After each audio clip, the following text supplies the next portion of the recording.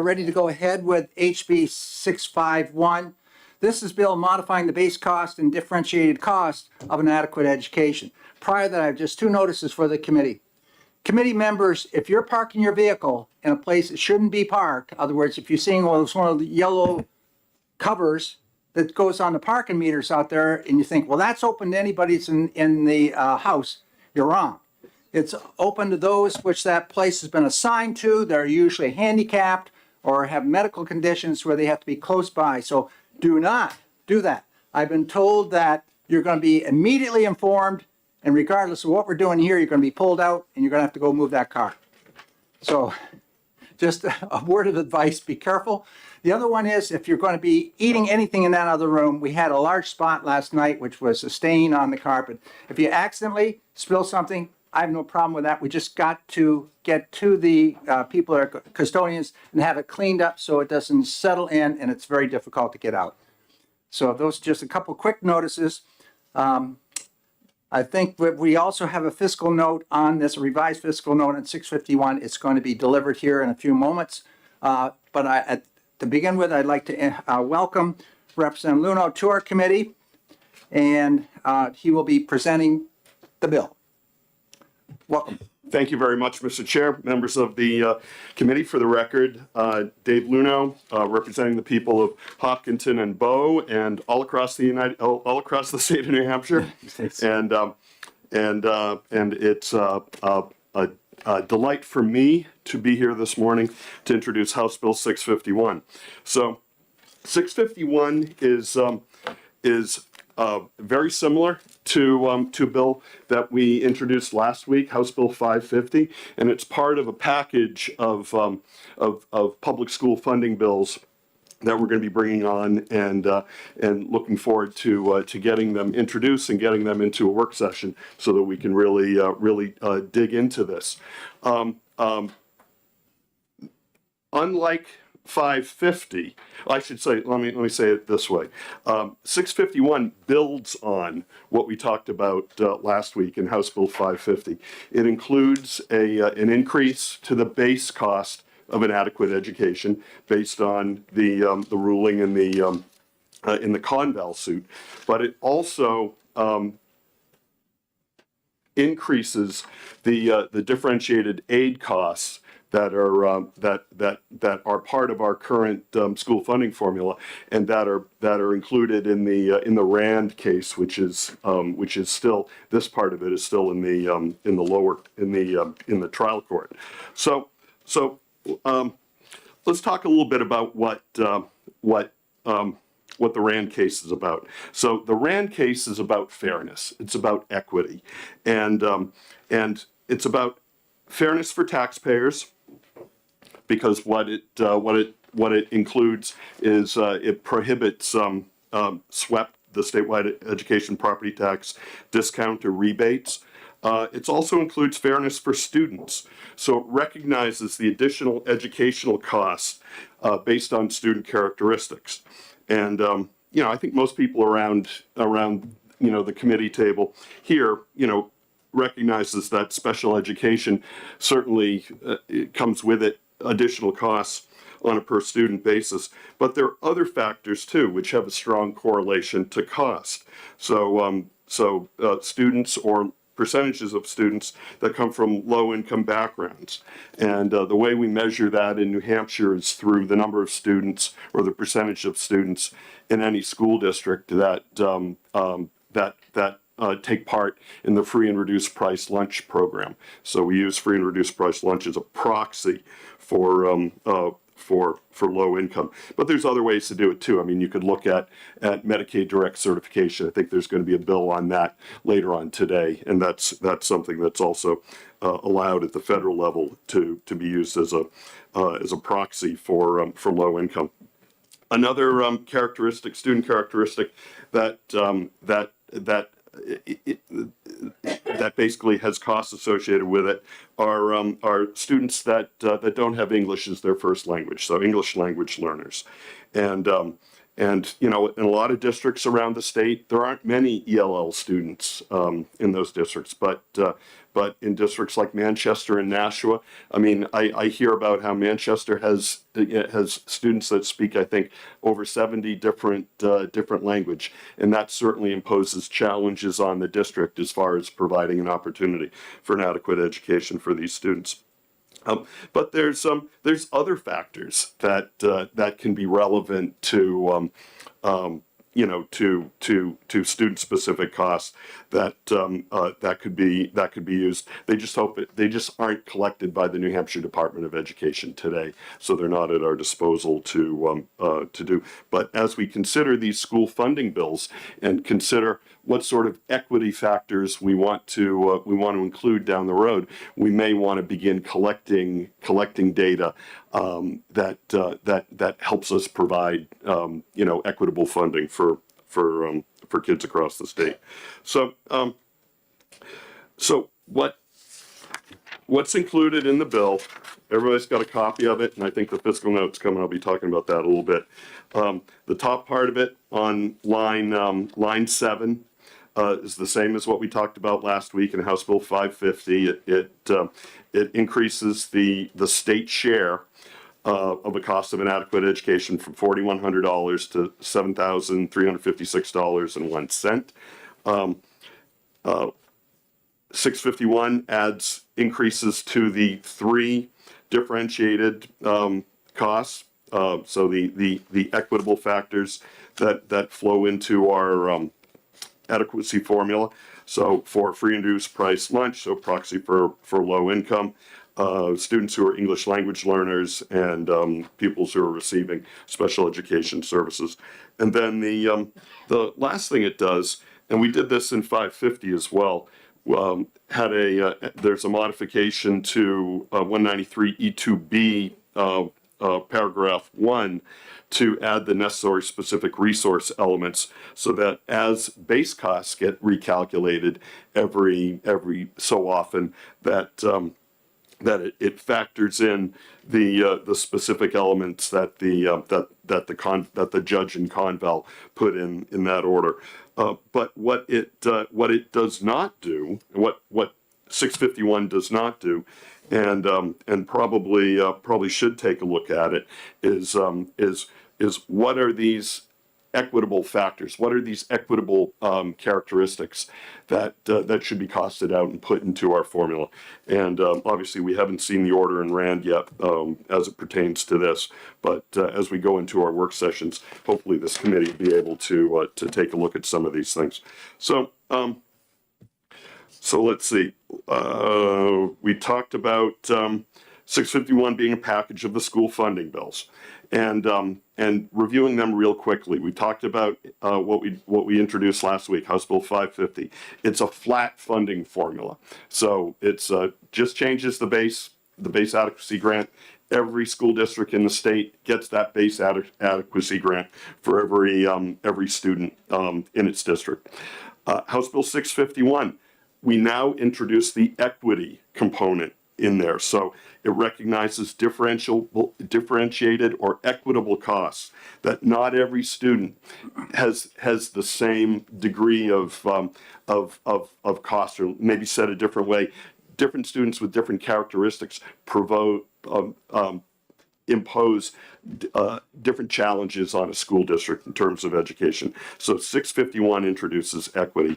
And then a bill that we'll talk about soon, I think it just received a bill number and is now in this committee, will go one step beyond that and begin to look at taxpayer equity and basically fair access to resources, and it's part of the Foundation Opportunity Plan. And that one really breaks us out finally out of this one-size-fits-all method of funding schools. So all these methods are talked about in the 2020 school funding report and gets into all of them in considerable detail. So let's get into the fiscal. Did the fiscal note come around? We have them. Okay. So the current current formula for state funding for public schools. So this is the state share of funding public schools. So $363 million come from the statewide education property tax. An additional $717 million come from other non-swept revenue sources. So this comes from the state coffers for a total of $1,080,000,000, and that's current school funding. House Bill 550, what we did last week, increases that by approximately $454 million. So the swept stays the same, $363 million. The direct funding adequacy grants to school districts increases from $717 million to $1,171 million. So that's the $454 million increase. House Bill 651 increases that, and I'm looking at my numbers, not necessarily the actually, but they're right on the same. Increases it by another 570. I'm sorry, increases above current by 576 million. So an increase. It leaves swept the same. Total direct adequacy grant of 1,293 million for a total state share of $1.65 billion, which is getting close to 50% of what we spend all in on public schools in the state. So largely driven by local property taxpayers, but also a couple $100 million in federal grants, and then the state grant. So starting to approach with House Bill 651 to almost a 50%, 45 to 50% share of school funding. We're not looking to increase how much we spend statewide on public schools. Just increase the state share of that and provide some substantial relief for property taxpayers. I think the fiscal note, and again, I haven't gone through it. It does talk about the cascading effect to charter schools and vouchers. So that is in here, and anyway, I look forward to taking any questions, but I really look forward to this heading into a work session with all of our school funding bills, so that we can really shake them down and see what works for the people in New Hampshire. Thank you very much, Representative Luno. And we understand this is a sequence, a part of all the bills which you put together here, and they will come back. Thank you. No, I appreciate that, Mr. And I appreciate the fact that the order that these are being introduced, because they do build on each other. Yes, understand. Representative Popovich, do you have a question? Thank you, Mr. Chair. I have two, but I'll start with one and ask for your permission for the second one.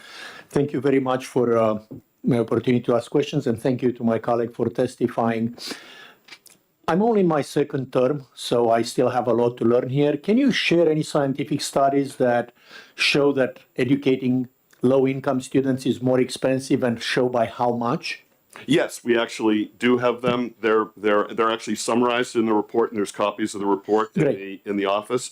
But also there are specific subject matter studies that are on the School Funding Commission's website, which is hosted by the Carsey School at UNH, and there's about a dozen or so research papers based on using New Hampshire's specific data, but also leaning on studies that the American Institutes of Research. Thank you. And Mr. Chair, may I ask my second? Thank you. Second question. You mentioned additional funding for ESL. I was wondering if you have a thought on what should be the maximum number of years we give to a school district to bring a kid up to speed on the English language, so the ESL bump in funding is no longer needed? Yeah, I'm not an expert in that area. I think it's a great, a very good question though, but I'm not equipped. Thank you so much. I appreciate it. Further questions from the committee? Yes, Representative Meehan. Thank you for bringing this, and thank you, Mr. Chairman. I have a couple of questions, if it's all right, real quick, both in line with each other. The first one is, why is the greatest amount of differentiated aid given to free and reduced lunch and not to special ed when special ed has such an incredible cost? So thank you very much for the question. The way we did it in 651 is we just provided the same scaling factor from the base to the conval base, and we applied that to our existing differentiated aid factors. So in fact, while the numbers are different, it's still the free and reduced price lunch would still be greater than special education as it is in our current formula. Okay, the second question is, this is numbered by residency or enrollment? I'm thinking this is numbered by enrollment. What are you talking The about? numbers are figured by enrollment. In the fiscal note? Yes. Yeah, those are by ADMR. That's how that's calculated. No, the entire program, this state grant would be given to the schools according to the number enrolled. Not to the number of students enrolled. It's to the ADMR. There is a difference between enrollment and ADMR. So, All right. yeah, Thank you. average daily membership and residents. All right. Thank you. Yeah. Further questions, Representative Burton? Thank you, Mr. Chairman. To relate this back to previous testimony about the preparedness of students and the difference in where they come from, we can go back to the. Do you have a question? Yeah, I do. Okay. Does the testimony we heard about the number of students showing up at community colleges needing developmental math, developmental English, we called it, many coming from the lower income towns, does that give evidence that this part of the process of education at the secondary level, if it's not adequate, shows up when they show up for workforce training, community colleges and other forms? No, that's a really good observation, Representative Burton.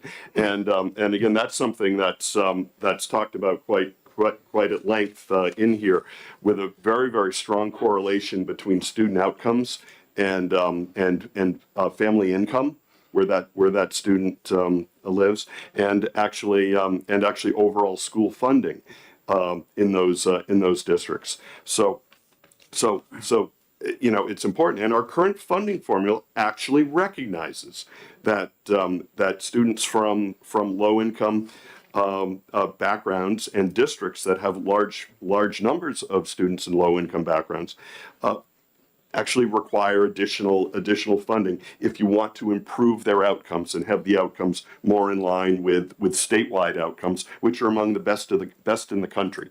So even the new equitable grant, the extraordinary needs grant, recognizes that dynamic. Further questions from the committee? Not seeing you. Thank you very Great, much. thank you very much, Mr. Chair. Next person I have down is Zach Sheehan.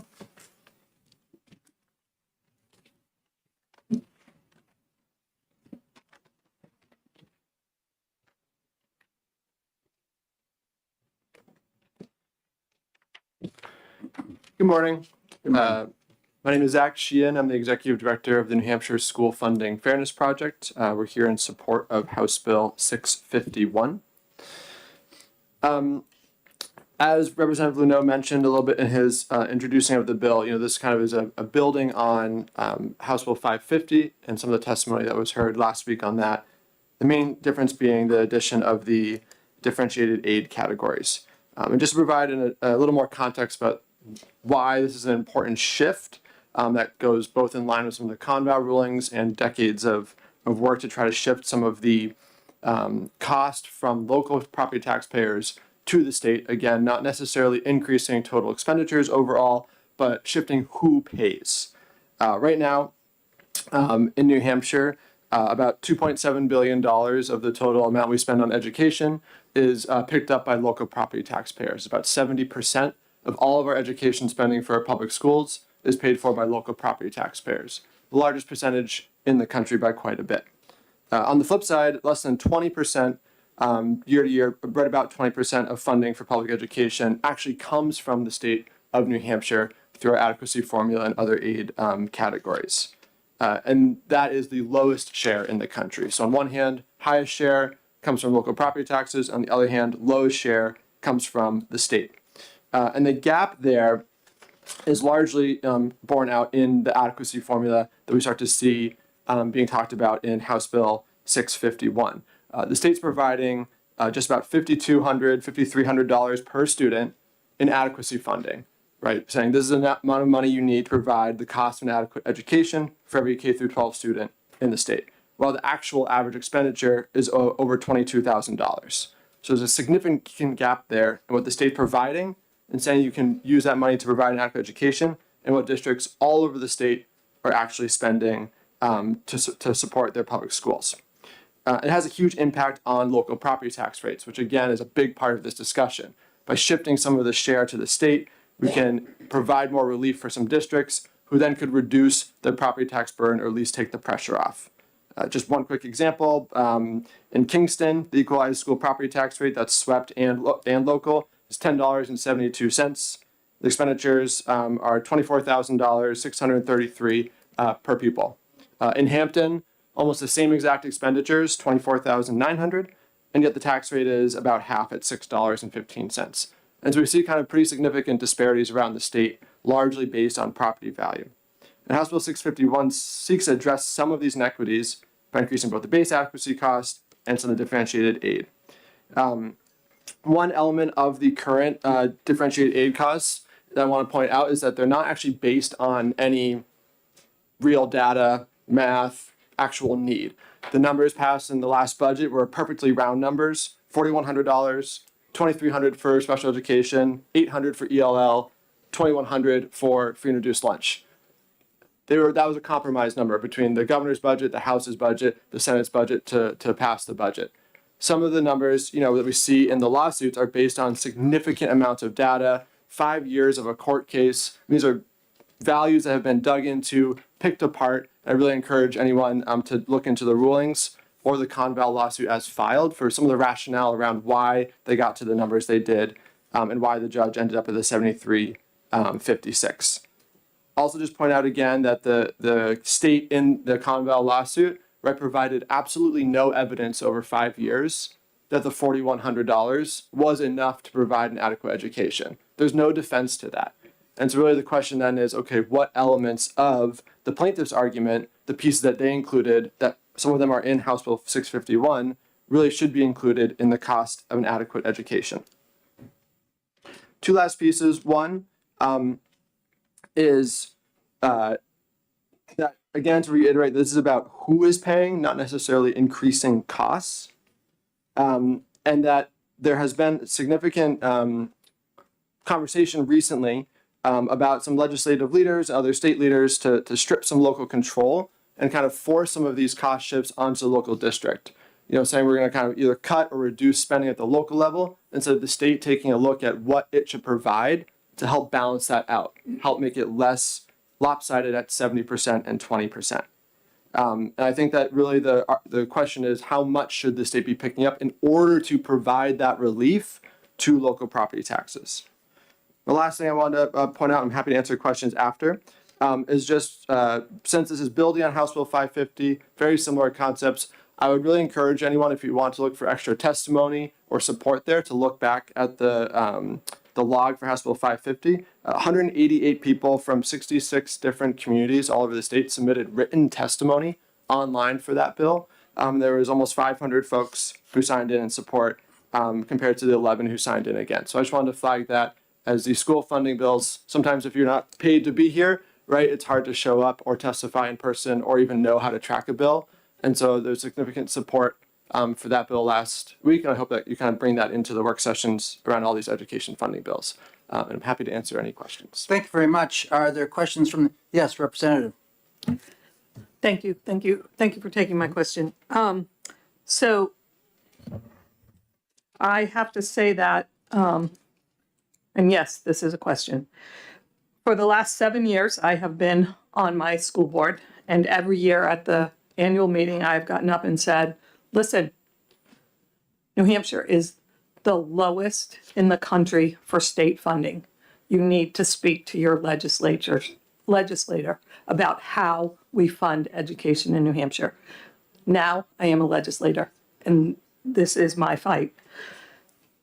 We are the lowest. Do you If have, we- yes, would you yes, please it's have a coming. question? We want the If- questions first, folks. Oh, okay, sorry. If this were to happen, do you know where that would put us? It's obviously not going to raise us up into the, like, 90th person, but do you know where it would put us? I think so. What you're asking is if this bill were to go in place as written, where would it place us as opposed to last in the state for state share funding? Yes. I don't know off the top of my head. Somewhere in the middle. Okay. Right. So I can get an exact data point, but definitely not catapulting to first or second in the country. It would be somewhere in the middle. Thank you. Further questions, Representative Popovich? Thank you, Mr. Chair, and thank you again for being here and testifying on multiple bills. I just wanted to understand, in your opinion, is the intent of this bill to increase total funding or just to keep school funding the same and shift costs from the local communities to the state? I think the intent of this bill is it's increasing the state share of funding. I can't predict exactly what every single school district will do with that increased funding. I think a lot of them would see that and be able to pass on those cost savings, the additional funding as property tax relief to their constituents, to their communities. So I think the intent is twofold. I think it's both to increase the state share, right, but also to recognize that it's reducing the burden on property taxpayers. Thank you. Did that May- answer? Reasonably close, thank you. And if I may have a follow-up? Yes, you may. Thank you. And the other question I had for you was, you testified that, some of the differentiated aids are round numbers, and I'm kind of curious, given the disparity in the needs of various towns, do you believe the state can actually find a number that appropriately reflects the differentiated aid need for every town, would making it less round help? Good question. I don't think that making it less round would necessarily be better just because it would be a less round number. My point was that the numbers here were not derived from actual costs. They're not derived from linked to the Commission to Study School Funding's numbers. They were a part of a negotiation process, and I'm encouraging, I think it would be helpful to look at areas where there's a lot of data, such as the court cases, the Commission to Study School Funding, to actually answer the question that you've been asking, ask the representative who introduced the bill, what are these costs? How do we go about finding how much, if much more at all, different categories of students require, and using more data-backed reasons to figure those out. Thank you. Further questions from the committee? Yes, Representative Phillips. Thank you. To follow up on that last question, do you think that this one-size-fits-all approach, so for example, in every single school district, that each student, we want to fund, it's appropriate to fund the $7,356 for each regular student in all school districts? And for the same question with the special ed. Same question with the free and reduced. $4,000 per each free and reduced student. I think that's a better example, because what if you only had 2% free and reduced students in a district? Does it make sense to fund that district at all in terms of free and reduced? I'm also thinking about in terms of size. Smaller districts, the per pupil cost is going to be larger than in larger districts. So I'm just questioning the one-size-fits-all approach of this. This is not a perfect bill, I guess would be my answer to that. And all of the points you're bringing up are good points. Smaller districts in general tend to have higher per pupil expenditures, holding other factors constant. Some districts have lower amounts of students living in poverty, some have higher amounts. And increasing base adequacy, as the way this bill lays out in CMS 550, would just, on its face be an increase to every school district in the state. Would that be the fairest, most equitable way? No.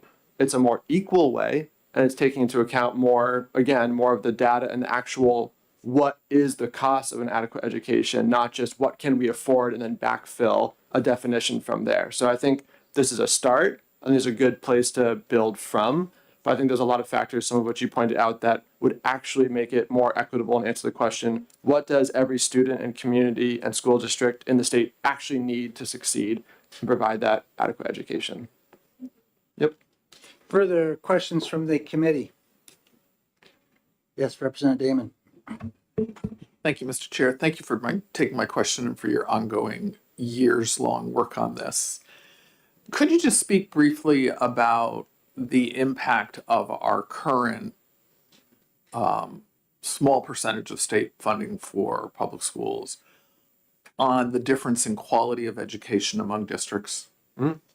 Yeah, so there's, again, this comes back to when you rely so heavily on one tax base, in this case, the local property tax base, everything else stems from that. So communities that don't have, in general, whether it be, you're on 93 or more likely close to a lake, ski mountain, seacoast, and have significant property value to boost up the overall amount of property value that you're able to tax from. If you don't have that, which is a lot of communities in the state, 76% of students live in communities with below average equalized value per pupil, so don't benefit from this system. And what you see with that is by having a smaller tax base and having to have higher tax rates puts more strain on the communities, right? Makes passing budget increases a lot harder, makes funding for the schools a much bigger stretch for the residents in the town. You see a pretty clear connection to number of AP classes, to teacher turnover rates, to average teacher salaries, to starting teacher salaries, to number of sports teams. You see a real clear connection to the things and the opportunities that different school districts are able to provide, largely based on their funding, which again is largely based on the heavy reliance on local property taxes. So there is a clear connection. There's been a lot of research and data that has laid that out, and we see that in the opportunities that are available for students. The age and quality of the buildings. Are your buildings falling down? Do they have infestations of one type or another, or are you able to renew them every few decades and keep them up to date, which all have significant impacts on student learning and outcomes. Thank you. Further questions from the committee? Yes, Representative Burton.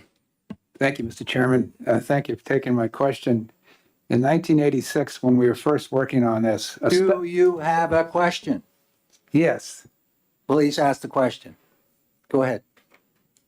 is there a direct correlation between student achievement and expenditure per student? There was a study published in 1985 that showed that, and in the Union Leader, we never saw it again. Yes, there is a connection. Just like any other expenditures, right? There's going to be a point at which it has less of an impact. And for some students, there's going to be a larger impact on expenditures and outcomes. But there is no question that there is an impact and a relation between increased funding and outcomes for students, especially for students that come from lower income families or have other needs that they need resources for to meet those needs and have access to the education like their peers. And again, there's a reducing effect as you go higher up, or if you already have a student that is relatively high achieving, does not need a bunch of additional services, more money for that individual student might not make as big of an impact. But yes, we've seen that in New Hampshire and all over the country. Basically that, yes, money does matter. Thank you. Thank you, Mr. Chairman. Further questions? Yes, Representative Popovich. Thank you, Mr. Chair. Just a brief follow-up to the previous questions. You said there is a link between spending per student and educational outcomes. I want to understand whether it's a correlation or a causation, and if it's a causation, whether you have, again, studies to show that. Thank you. My understanding is that it is a causation, and I'm happy to send the committee. It's like the framing is, does money matter, raise the question. And there is a report that's put out that says money matters, and by I believe the Education Law Center. Don't quote me on that, I can send it. But yes, there are studies. And again, higher impact for some students and some communities coming from more need. Who had a question on that side? Representative Fellows and then Representative Credian. Would like to hear your perspective on the possibility or the appropriateness of including in our school funding a minimum teacher salary. And the reason I ask that is because we know that there are some school districts which hire new teachers with a salary that's below 40,000 a year, and that those districts seem to be training districts because they'll get the new teachers, and after 3 years they go to a different district, and certainly an experienced teacher is more likely to be able to help kids learn. That's a great question. I think you're referring also to the testimony from the Newport superintendent last week that made that comment about the kind of training ground. I think that would be a conversation between the state, the legislature, and how much control you want to exert over local school districts. That could be, if you want to increase funding instead of base minimum salary, I think that would be an interesting approach. Where that would intersect with collective bargaining and local school districts, I think it's pretty complicated, but I definitely think that teacher salaries are a huge impact. And I think that'd be an interesting thing to explore. Thank you.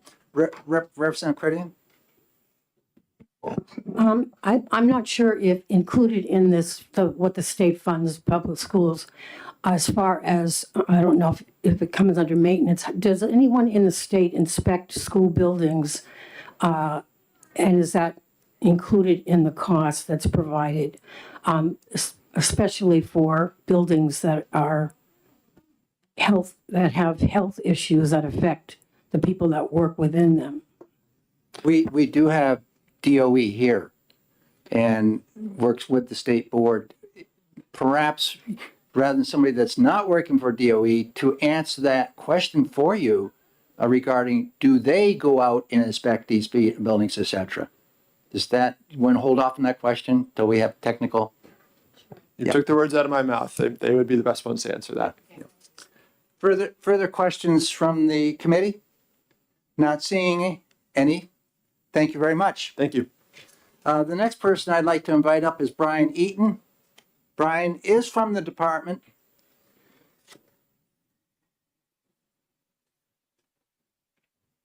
And he is here for technical support. And perhaps Representative Credian, you can move your question that you had.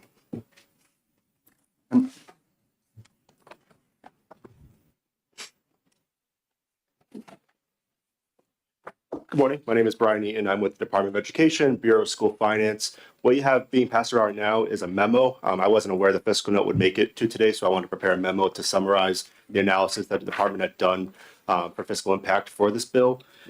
So I can quickly review this. It's no more information than what Representative Luno had introduced before, just mostly summarizes it. The top table will show you the changes in each of the rates, and then the bottom table will show you the changes in each one of the aid, and Representative Luno had described that about that impact to adequate education aid, and then he had hinted and alluded to that there's also impacts to charter and EFA, which he wasn't too sure about specifically as familiar with the adequate education aid. So there will be an impact to charter aid and EFA aid because both of those formulas do reference that initial RSA that's being modified, 19840A. So that is mostly what the bill is, and this analysis was done without any interaction with any other bills. I know that was talked about earlier, that it was designed to be introduced and executed in conjunction with another bill. We didn't interpret that, and we didn't put that into this analysis. So this is purely just the impact of this bill and what it would have on state funding. So I can provide any explanation or any insight to the fiscal note for this bill or any other questions related to the bill. Thank you, Brian. I know you're from the finance department. We have Ms. White here, though also I'm trying to figure out here who is the best to answer. We can have other questions for Brian regarding the fiscal note here. But in terms that question right there would be wiser would you hand that off to your other cohort here? I don't believe maybe, I'm not sure if you have any insight to that. It's related to building inspections. Neither of us are in that. There's a specific bureau for inspections. The department does conduct inspections, but I believe that's outside of what's locally the jurisdiction and requirements for inspection as well. So I can't speak to specifically if the funding for education covers that as well. I imagine it would, either from state funding or local education tax. I'm sure it comes out of that budget if it needs to. Representative Credian, is that your question you're looking for? All right, response?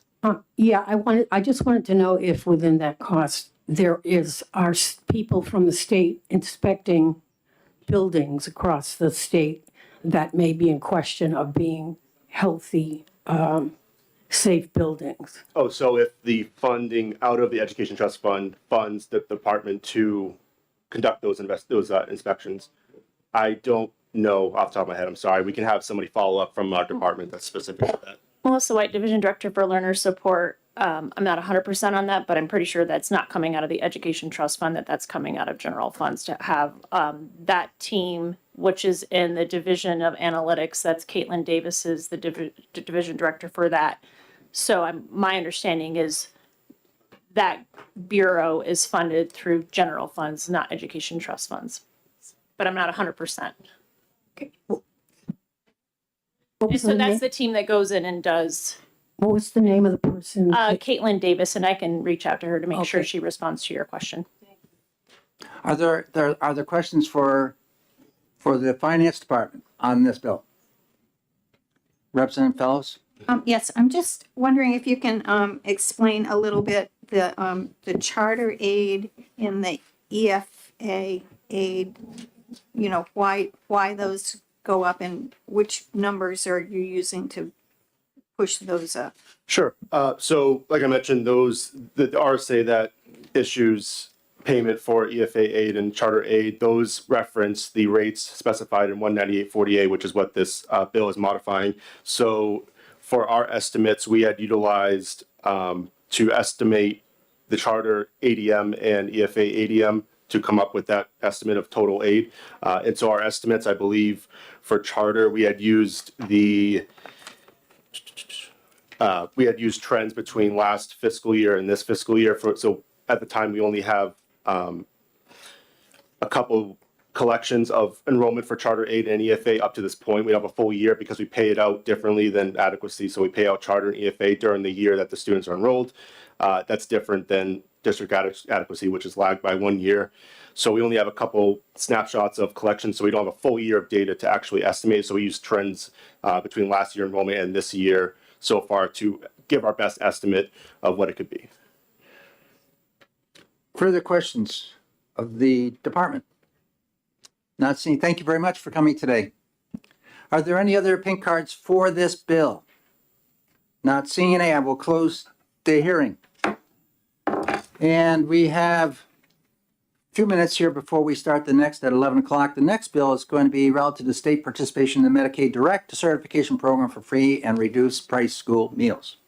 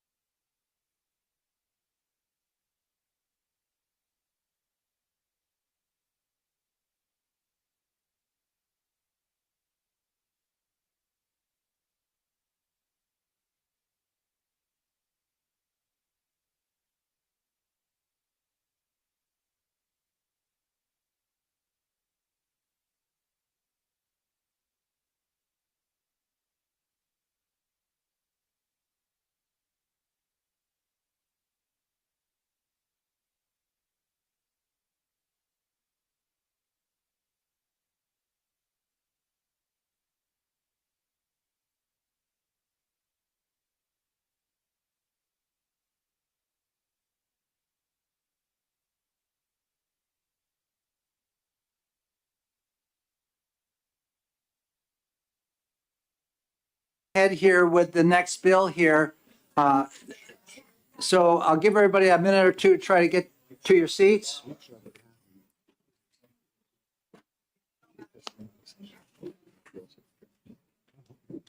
Okay, the bill here, which we're addressing, is Medicaid direct monies, which would be, I'm assuming, a qualifier for free, getting more people eligible for support in the education side of things. And we've dealt with this before, and it's returning here to allow us to get engaged in that program. So I'd like to go ahead. We have 6 cards here. I'm assuming one is the person that's the owner of the bill, sponsor. And so, pardon me? Representative Kolarski. Yeah, I'm trying to find that. Yeah, there it is, right there. Okay. Good morning, Representative. And welcome to education funding. And this is a subject which we're sort of familiar with, but not familiar with total because there's a lot of new people here on it. So welcome the bill. Thank you so much, Mr. Chairman. Good morning, everyone. Thank you for having me here today. I am Laura Tolerski. I represent Nashua's Ward 8, which is Hillsborough 11. As the chairman stated, this is a topic that many of you know quite well, and for some of you, it's new. So I hope we can sort of set a baseline this morning. First I'll start, I did pass out 2 pieces of written testimony from people who could not attend. So I hope that you can add that to your folder on this bill. I present for your consideration House Bill 583, which would require the Department of Education to utilize Medicaid direct certification for the free and reduced meals program. This school year, there are a total of 43 states participating in the program nationwide. I first want to share some general information and data points on hunger here in the state of New Hampshire. For many families, it has become increasingly difficult to meet basic needs with the rising costs of housing, childcare, transportation, and overall expenses. A recent survey from September of 2024 found that 39% of New Hampshire children lived in households that reported having insufficient food. Statewide, we've seen increased demands on our soup kitchens, food banks, and community services. And with all of these factors, we know more than ever that school meals, both breakfast and lunch, have become even more essential to our children's well-being. The school meal program is critical to so many students when it comes to health, learning, and overall behavior. A child who is fed can focus on learning without the distraction and discomfort that hunger brings. They have better attendance, fewer trips to the school nurse, allowing them to stay in their classroom to learn, and they have better behavioral and academic outcomes and higher graduation rates. When you look at both poverty and childhood hunger as 2 adverse childhood experiences, or ACEs, we know that feeding kids helps them learn, succeed, and leads them to grow into more successful, contributing adults and members of our community. The school meal program is an investment in public health, our future workforce, and the future of our state. I'd like to be clear that this bill is not looking to raise the income eligibility for the program, but simply is an attempt to help identify students living in poverty who aren't being fed at school. To qualify for free meals, a family needs to be at or below 130% of federal poverty, and to qualify for reduced price meals, that limit goes up to 185% of federal poverty. And this bill does not change that. Right now, parents fill out the form annually to participate, or a family can be automatically enrolled if they participate in other assistance programs such as SNAP, TANF, Head Start, or a few other unique circumstances if the child is homeless or a foster child. Families receiving SNAP and TANF benefits have to submit their income information and be verified, and those families can be directly certified into the lunch program. Medicaid is a public health insurance for people with low incomes and requires the submission of income information and verification annually to ensure eligibility. However, because of HIPAA and without USDA authorization to participate in the demonstration project, New Hampshire Medicaid is barred from sharing the information to be used for the National School Meals Program. And the language of HB 583 is very brief and authorizes the Department of Education to participate in the program. I want to dig into the numbers a little bit on why this is needed and how we know that there are low-income kids not in the program. When you look at the data, the number of children enrolled in Medicaid in New Hampshire who meet the income eligibility is greater than the number of kids who are enrolled in the free and reduced meals program. For this school year, there are nearly 40,900 public school students enrolled in the meal program, and using Medicaid data, the Department of Health and Human Services have identified 51,380 students that qualify for meals according to their family's income. That's roughly 10,500 children who could be eating at school at a free or reduced rate, but they are not. Think about how easy it would be for these families if, when they pulled together their income information to apply for Medicaid, at the same time they could apply for the school meal program. Easier for families, easier for schools, and more kids being fed. I'd like to point out that this bill all by itself does not have a high cost. The fiscal note outlines what happens when we accurately identify children in poverty. As this committee well knows, the state school funding formula recognizes that children living in poverty generally have higher educational needs than other children. That's why districts receive increased aid for each child living in poverty, and the problem is in how we identify those students who qualify for that increased aid. Currently, we look to the students who are enrolled in the free and reduced meals program, which on the surface seems to make sense. However, as I just shared, we know for a fact that there are more than 10,000 kids in this state who are living in poverty, and they are not enrolled in the meals program. That means those kids aren't benefiting from the meals program, and their school districts are not receiving adequate compensation to support their needs. I believe that the state is already obligated to provide additional funding for children in those districts who are living in poverty and should be getting increased aid. But not supporting the bill due to the unintended consequences is acknowledging and accepting the weaknesses that exist in our current formula. There are so many benefits to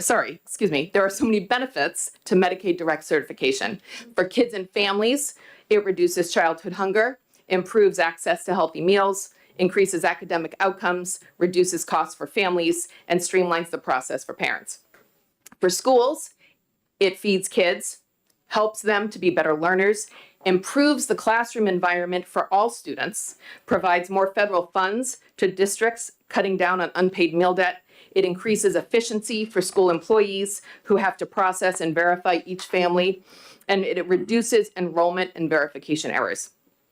I know that there are a number of experts behind me that would like to dig in more into how this legislation will be impactful, so I will wrap it up. But HB 583 is about making sure that every child who qualifies for free and reduced price meals can easily enroll in the program. Medicaid direct certification is about good public health by making sure kids are fed, as well as an example of true government efficiency. We have shown the process works with SNAP and TANF and other programs, and it only makes sense to use Medicaid enrollment. Thank you for your time. Thank you very much, Representative. Are there questions from the committee? Not seeing it. Thank you very much. Representative Mahan. I have one question, really. This is actually just a way of automating a way of getting the kids on if they're already certified for Medicaid. Is that correct? It's to make it actually direct. That's correct. Thank you. Further questions from the committee? Thank you very much. Go ahead. Thank you, Mr. Chair. May not be the person who does this question. To pose it now, you mentioned that right now we have certifications. My question, probably to again experts in the room, is what is our utilization?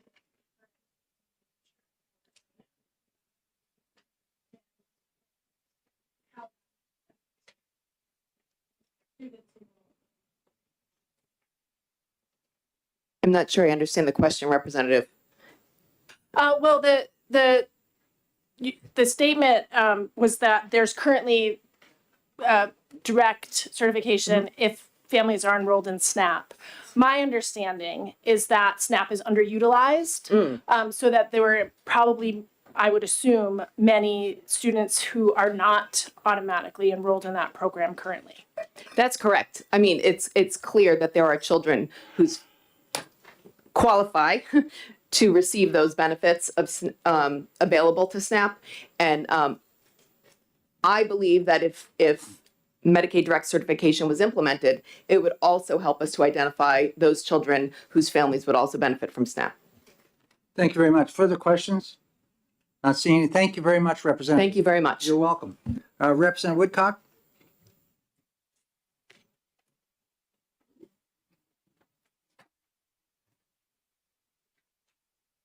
Morning, Chairman Ladd, members of the committee. Thank you. Steve Woodcock from Conway, New Hampshire. Have to take them off, put them on, take them off, put them on. I'd like to present a different perspective on this bill. Today, the issue on 583 is direct certification. It's very clear. It's pretty simple, actually. I mean, as I look around the membership of this committee, I see folks who are apparently well-educated, probably degreed, and they understand the complexity of numbers, budgets, analytics, matrix, percentages, etc. Most of you probably received a check, I was a guess, pre-COVID from the stimulus for $500 or $600, and you accepted it, and you spent it because you're entitled to it. And I bet many here receiving state or federal or VA pensions, or company IRAs or 401s, because you earn those. And I guess that as a worker, regardless of your income, you paid your state taxes, your local taxes, federal taxes, and now you're receiving perhaps a monthly Social Security because you're entitled to it. Likewise, you may have Medicaid, A, B, C, D, or all the numbers, letters, who knows, but you're entitled to it. But just imagine if you were less educated, perhaps, and couldn't understand the system, the relief, or how to provide food for your children. You couldn't understand the paperwork, but you're entitled to it. Just think about it if you couldn't get your Medicaid or your Social Security. And now here's an option to provide food to the hungriest children of families of poverty, and you, ladies and gentlemen, can make that happen. This isn't a handout. This isn't an unfunded mandate. It isn't an extension of eligibility of any other law. This is helping the poorest granite staters to a source of which they are entitled. Last session, this bill failed, not because it was justified, but rather because folks down the hall said and believed that this would cost too much money. What they really meant was the decision didn't have much to do with food or feeding kids, but the system, the money to which they were entitled, as you know, it comes from state and federal funds because they're entitled to it. But that changes because it changes the free and reduced allocations to public schools. To public schools that are actually entitled to that money. They should have had that money the year before, year before, year before. Our neediest school systems. And it wasn't about food. It was about paying our fair share. So I ask you today to do the minimum. Provide what's entitled to last year, which was 7,868 youngsters, I think was the number. And it's the representative said this morning, that number has increased almost by 30% of students that are eligible and are entitled to it. The state needs to fulfill their obligation to provide families in the school and funding to the schools that they are entitled to. Using the entitled funds for something other as a matter, no matter how valid the other sources are, no matter where we spend all the money in state money, in my mind, that's misappropriation of funds that we know should be going to schools and the children to which they're entitled to it. So I'm asking you here today to please step up and provide money for this bill and service the children and the schools to the money that they are entitled to. Thank you, Mr. Thank you very Chair. much, Representative, and good morning. Back to education. Are there any questions from the committee? Representative Cocom? Thank you, Mr. Chairman. Put the glasses back on. Okay. I'm not sure I understood you correctly, so I would like some clarification. Okay. On that last point that you were making, as far as the school being entitled to this money. Sure. What comes to mind is I'm one of 11 children that grew up in a household with one We income. need a question. I will get, Try to put it forward. we had plenty of food. My parents sent me to school with my lunch and therefore the school didn't need to provide me lunch. Are you saying that the school should still be entitled to that money that my parents would have qualified for, but chose not to? Thank you for the question, Representative. What I'm saying, and I'm sure Representative Ladd will correct me if I'm wrong because he knows the math better than I do. What I'm saying is that the schools receive additional aid dependent upon the number of youngsters enrolled in the free and reduced lunch program. So if we add 10,000 or 7,000 youngsters who are already eligible and whose parents, for the most part, don't know how to fill out the forms, if we add them back to where they should be, because they are entitled to it, those school districts receive more funding. So if you have 10 more youngsters in your school, wherever you happen to represent, it comes out of school district, that would be 10 more financial aid, free and reduced lunch, allocation stipends, and Representative Ladd will correct the word, but additional money to each town. So about 10,000 people, 10,000 youngsters today across the state would provide 10,000, whatever the number is, I think it's $300 some odd dollars per youngster, to that school system because they're eligible for free and reduced lunch. That's all it is. I'm not saying that it should be required to feed them. I'm saying it should be required for the school standpoint. The school in the town where you happen to come from or city gets extra funding for every youngster on free and reduced lunch, just like they are English learners, something similar. And I'm sure Representative Ladd is the correct number. But that's the essence. I'm not going there, Representative. No, he's doing a hell of a job, though. Yes. Go ahead. Are there further questions from the committee? Did I'm sure did I leave more confused than you started? No, you didn't. My point is, we would have qualified, but we chose not to because my parents provided us the food. So therefore, the school was not entitled Okay, but to what we chose not to qualify for or apply for. okay, if I may. Well, that- I'd rather not get it going back. No, there's no back and forth, it's just a clarification. The point was that these folks in this bill today are not those whose parents didn't apply for. For the most part, these are parents who didn't even figure out how to use the system. And the direct certification is the funnel, is the channel for that system to help those that can't figure it out. Thank you very much. The next person is up. Are there any more questions for Representative Woodcock? Not seeing, thank you.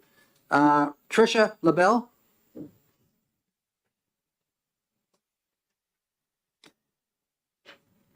Welcome.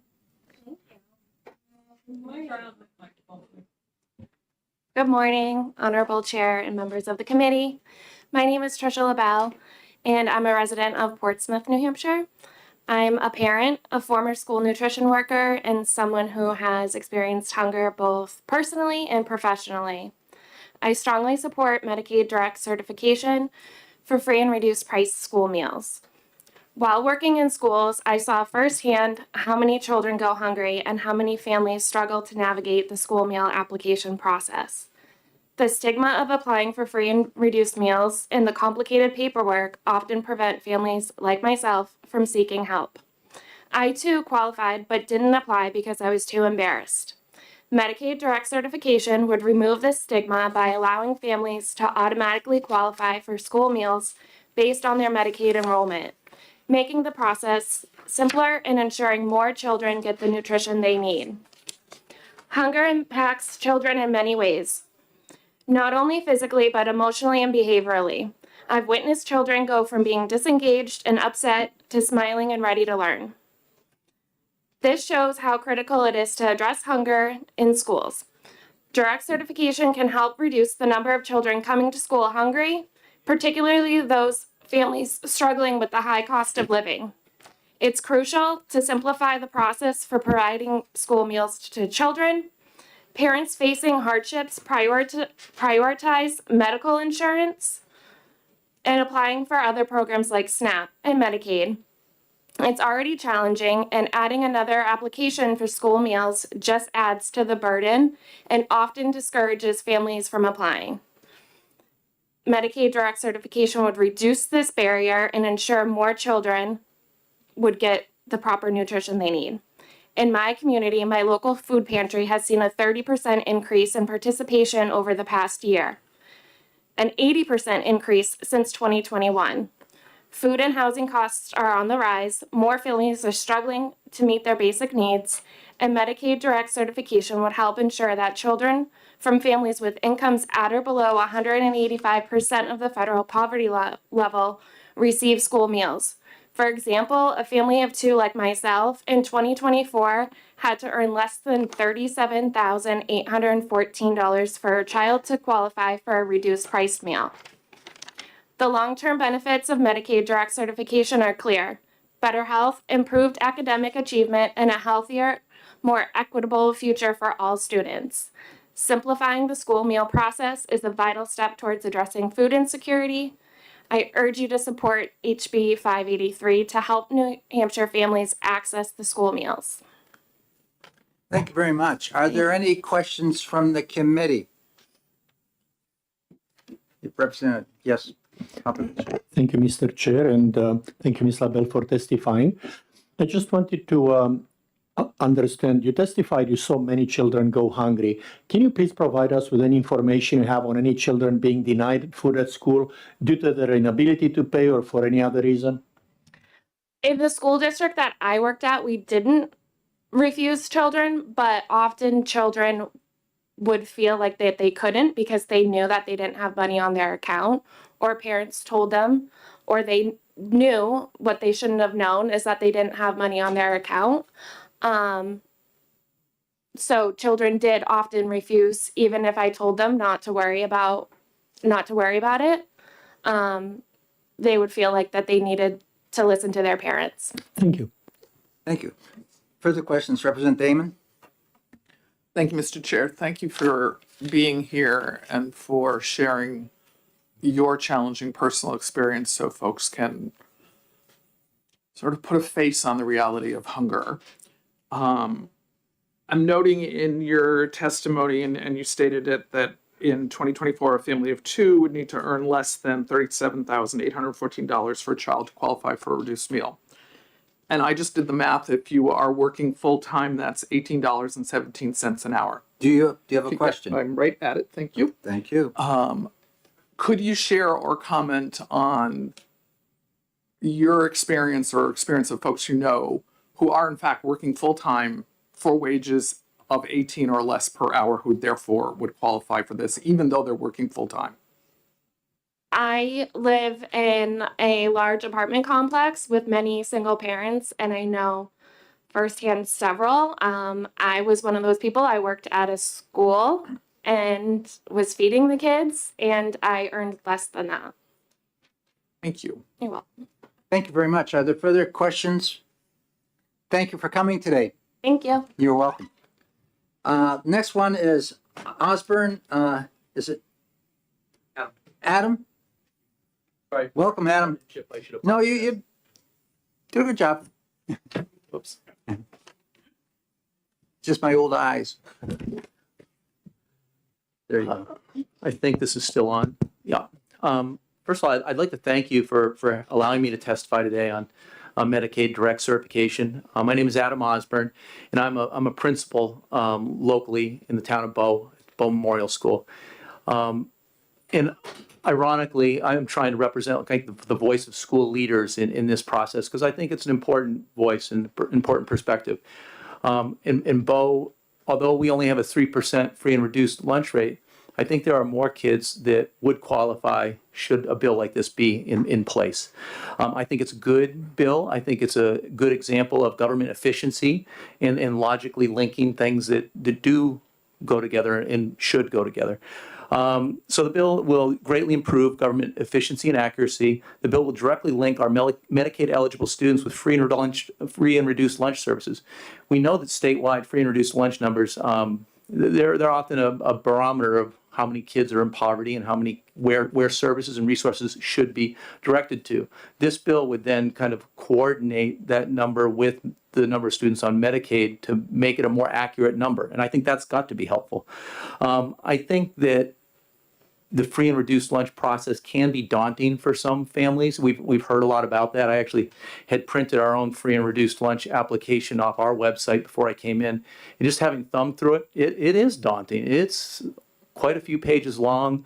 There's a lot of text. There's a lot of reading. And if you're not a person that comes naturally to, that could be a real barrier. This would remove that barrier. And I think that's important. I think there's also the matter of pride, which Representative Colcom had talked about, and I think that's real. I think that's something we need to recognize, and I don't know if that's something you build into the legislation or not. Maybe it is, because I think we should respect that. This bill, though, will fundamentally ensure that students get what they need. Educators who start down their college pathway learning about teaching and pedagogy and whatnot quickly learn about Maslow's hierarchy of needs. And until you can meet those basic needs, that food, that security, you're not going to be able to as effectively get those students to learn the rest of their lessons. It's really hard to focus on math when your stomach's growling at 9:30 in the morning. I think there's some practical benefits as well to the state and also to municipalities.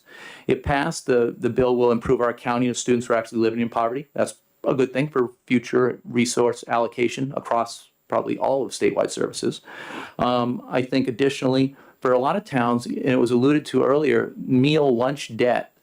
That's a real consideration for a lot of towns, because very rarely do schools just push kids away and say, no, you cannot eat. Like, for instance, at our school, we do not do that. But you end up running a debt at the end of the year, and that's got to come from somewhere. This, if you put more kids onto free and reduced lunch, will help minimize that. Probably won't make it go away, but it will go a long way toward addressing school meal lunch debt. And then finally, I'm definitely not an expert on full school funding at all, but it seems to me that you folks are, and you've recognized that it does cost more per pupil for students who are in poverty to educate them, and you've set aside additional funds for that. And certainly if the number is 10,500 additional students that will qualify, that's a pretty hefty sum, and I appreciate that. But I also think it's the right thing to do, because it's about getting the resources to the schools, the towns, and the municipalities that really need that. When you have a higher concentration of free and reduced lunch students, you have a higher need that goes along with those students. So I would encourage you to please support this bill. It seems like good governance. It seems like a very logical way to bridge services, and I appreciate you considering it. Thank you. I support this bill and hope you do too. Thank you very much, Adam. Are there questions from the committee? Yes, Representative McGuire. Thank you, Mr. Chairman. Thank you for coming and taking my question. Does the amount of money that your school gets from this program, is it related to the number of students who are signed up for the program, or is it related to the amount of meals they actually come and eat? I think it would have to do with who is signed up. I think once you're Medicaid eligible, I should check that, make sure I understand your question. Are you talking about the school funding formula portion? I'm not sure of the exact number, maybe $2,300 per pupil? Or are you talking about the number of individual meal reimbursements? Because they're two different answers. Like if it's the individual meal reimbursement, if I'm a free and reduced lunch student, I come through, that's a reimbursable meal. If I do 100 reimbursable meals in the course of a year, it would be reimbursed at that rate. But if it's the school, as I understand it, and I don't profess to be an expert, but there's the secondary piece, which is really the trickle-down cost that I think you folks are probably going to be considering, which is the per pupil additional funding for kids who qualify for free and reduced lunch. I think, again, not the expert at all. And that would be a different answer. Thank you. Maybe somebody else will answer my question. Yeah, we've had that response and the answer. Representative Damon, if you can do it in a Cliff Note manner, I'd appreciate it. So the two parts.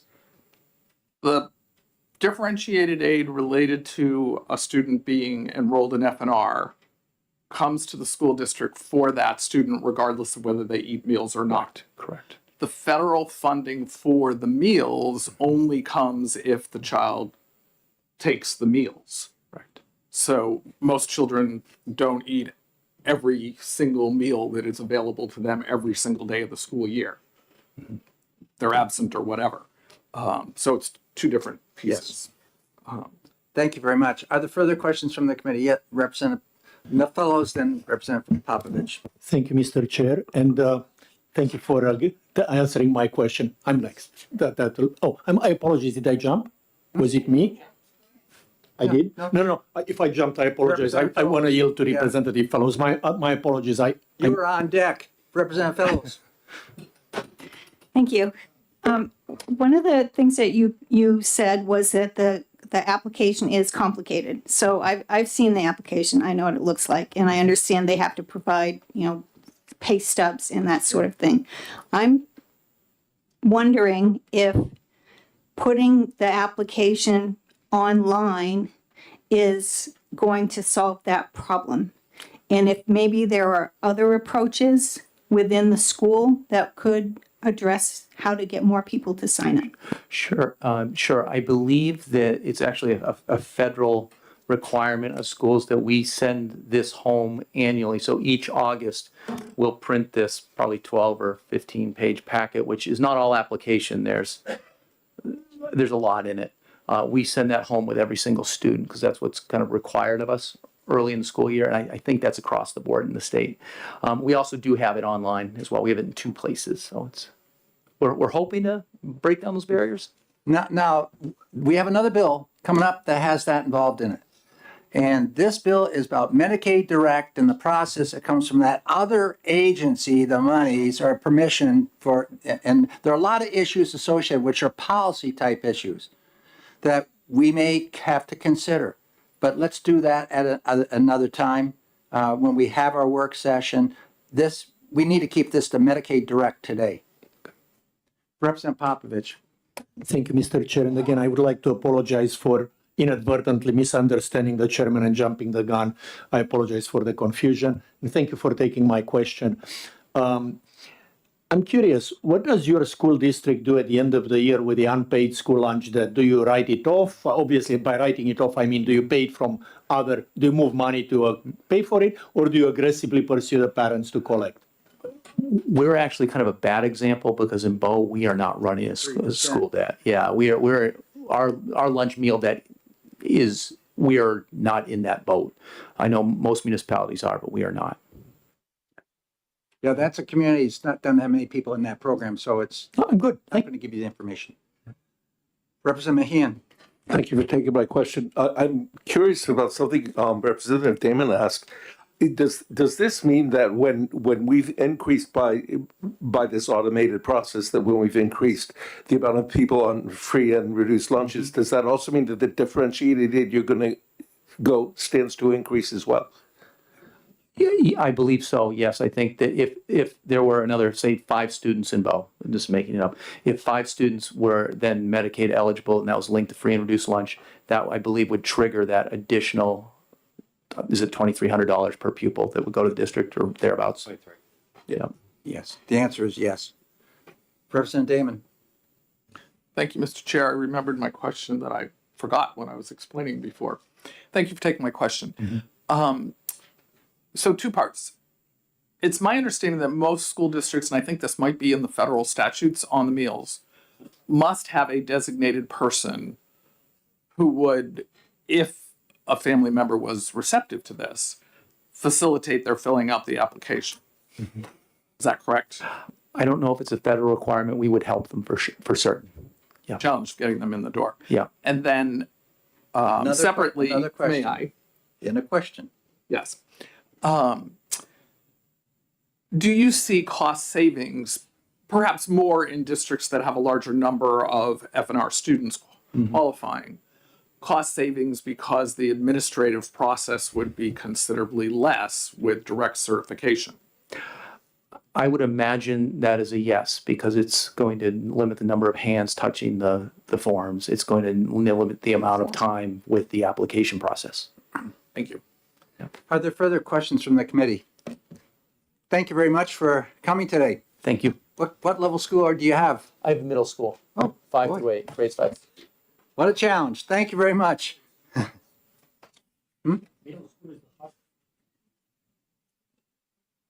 Yeah. I think kindergarten can be. Okay, the next one, Merrifield, Stacy? Am I correct? Thank you. That'd be fine. You just grab a chair and bring it up.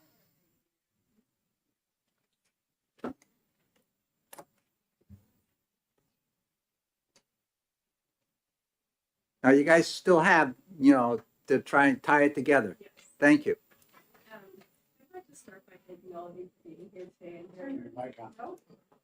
Sorry, I thought it was on. Thank you all for being here today and hearing our testament in support of House Bill 583. I'm Stacy Merrifield. I'm the Director of Culinary and Nutrition for New Hampshire Food Bank. And this is Mary Hammer. She's our Nutrition Programs Manager. As the only food bank in the state, the New Hampshire Food Bank, a program of Catholic Charities New Hampshire, has worked for more than 40 years to ensure that all Granite Staters have access to the food and resources that they need to thrive. The New Hampshire Food Bank also partners with Feeding America, which is the largest charity working to end hunger nationally in the United States. This partnership allows us to leverage their reach and resources. Through our work at the New Hampshire Food Bank, we can attest to the issue of food insecurity in our state. In 2024, we distributed more than 17 million pounds of food, which was an increase of approximately 1 million pounds from the previous year, and it still was not enough. Currently, the New Hampshire Food Bank distributes food to more than 400 partner agencies, such as food pantries, homeless shelters, and children's programs, and more throughout the entire state. On average, these partner agencies receive approximately 60% of the food they distribute from the New Hampshire Food Bank, and children comprise approximately 35% of the population served. According to Feeding America's most recent Just move the mic close. Can you get it closer in? Yeah. Okay. According to Feeding America's most recent Map the Meal Gap report, released in May of 2024, 1 in 10 individuals in New Hampshire face food insecurity, including 1 in 7 children. Several of the New Hampshire Food Bank's nutrition programs serve children specifically. To highlight 2 of these, the Recipe for Success program produced and distributed over 35,000 meals in 2024 to Boys and Girls Clubs located in 5 different cities and towns in New Hampshire, and our sponsorship last year of the USDA the Summer Food Service Program, now known as Sun Meals, allowed us to facilitate the production and distribution of over 106,000 meals for children during the summer months. These examples help demonstrate the significance of childhood food insecurity and the need for additional solutions. Medicaid direct certification will help address this issue by increasing food access for children. Eliminating the need to complete an application for free and reduced price meals for qualifying children will help prevent this from being a barrier to program enrollment and make it easier for children to have access to the food they need to grow and learn at school. We hope that you will support HB 583 to help reduce childhood food insecurity in New Hampshire. Thank you for your time and your consideration. Thank you very much, both of you. Are there any questions from the committee? Thank you for what you do to the community. Appreciate it. Thank you. I don't see any other further questions, so thanks again. Okay, You're welcome. thank you very much. Megan Brebeck?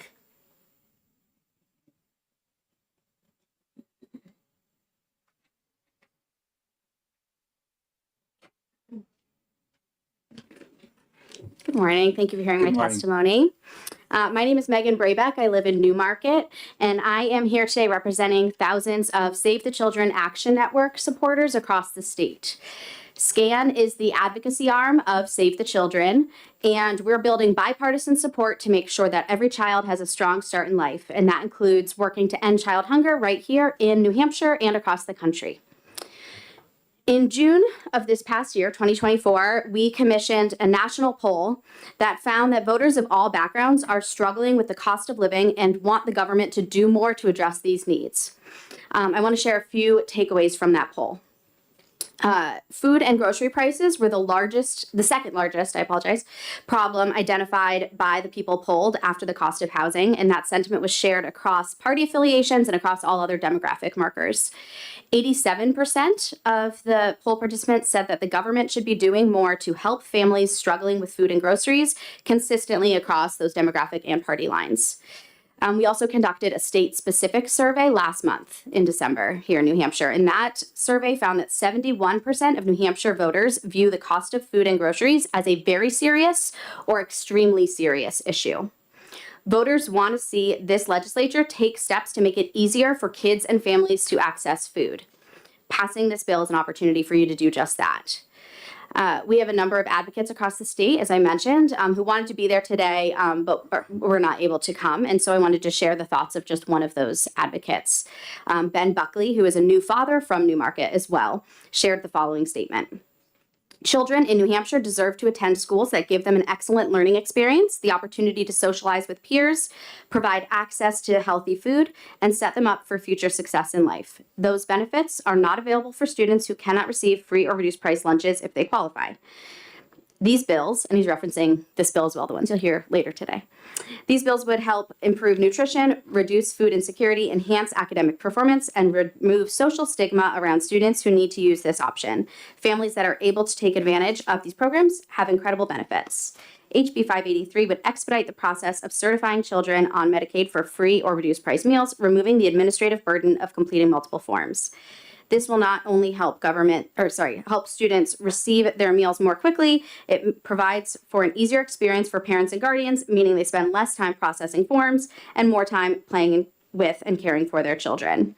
Overall, there's a lot of voter support for any efforts to make it easier for kids to get access to food. I want to share those sentiments. Thank you very much. Thank you very much. Are there questions from the committee? Yes, Representative Popovich. Thank you, Mr. Chair, and thank you for coming here to testify. You spoke, again about hunger being a significant issue, and obviously it is. Can you tell me if you're aware of any children being denied food at school due to their inability to pay? I don't have specific data on that. It may come up later on when we speak about the bill regarding stigma around school debt. I know schools all handle that problem in different ways. Thank you. Further questions from the committee? Not seeing any. Thank you very much. Thank you. Christine Arsenault?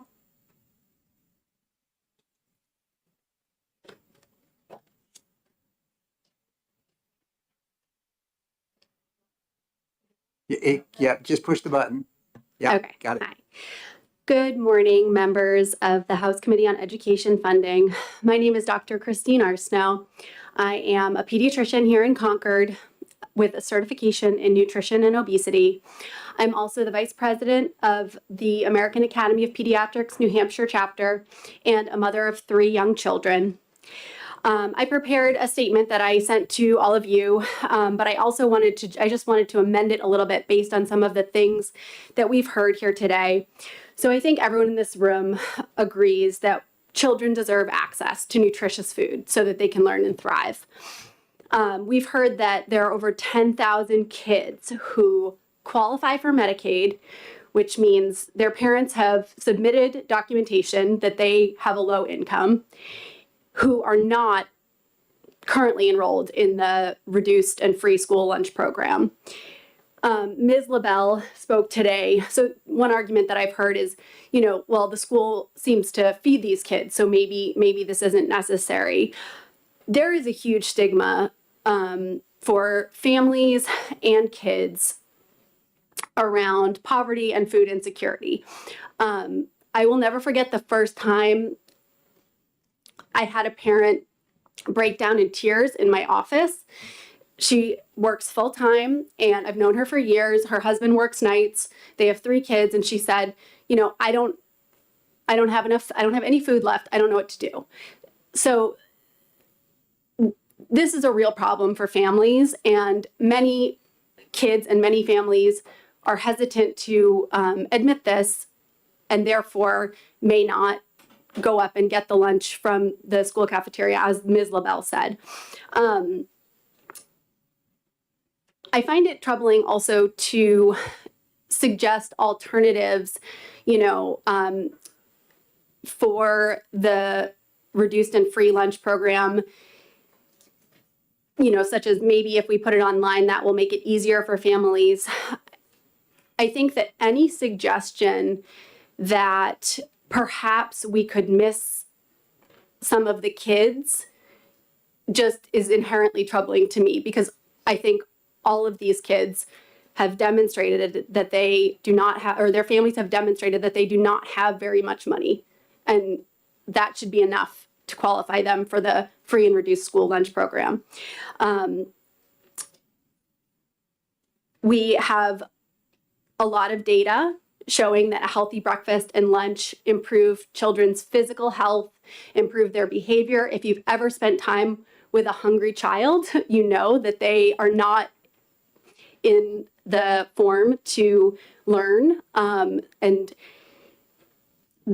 having nutritious breakfast and lunch at school also improves long-term health outcomes, including rates of obesity and chronic disease.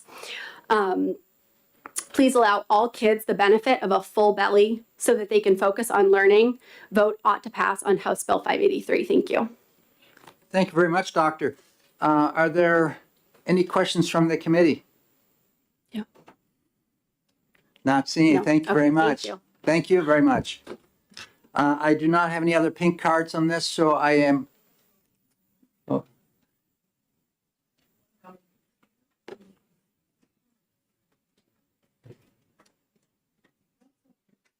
Do we have somebody from the Department of Education here who can tell us what the income limits are? I do have some and- questions for the department that are policy oriented, like HHS is involved here with Medicaid. How is that confidential information released from that department to DOE? So we know that we have these students. We know we have TANF and SNAP. That was supposed to be resolved the last time we discussed that bill. I'd just like to know if there's been a process that's been resolved where a parent can check off the box when they're applying for that with HHS, and that how that information then gets to the other department. So specifically, my question was, I was looking for just a chart that tells us what the income limits are for both of the programs. We can testify to that. Okay, we got it right here then. Thank you very much. Are these all new cards for? Okay. I asked the public to try to get those all to us because we're trying to gauge around the schedule that we have. And these late cards sometimes. So Go ahead. We're from New Hampshire Hunger Solutions. I'm Laura Milliken. I'm the executive Welcome. director. Brianna Gore, Deputy Director. I oversee the child nutrition work in New Hampshire. So, and we held our cards because we did not want to say things that other people said. So we're just going to fill in a couple of things. Starting with the eligibility for free meals is at 130% of the federal poverty level. And the eligibility for reduced meals is at 185% of the federal poverty level.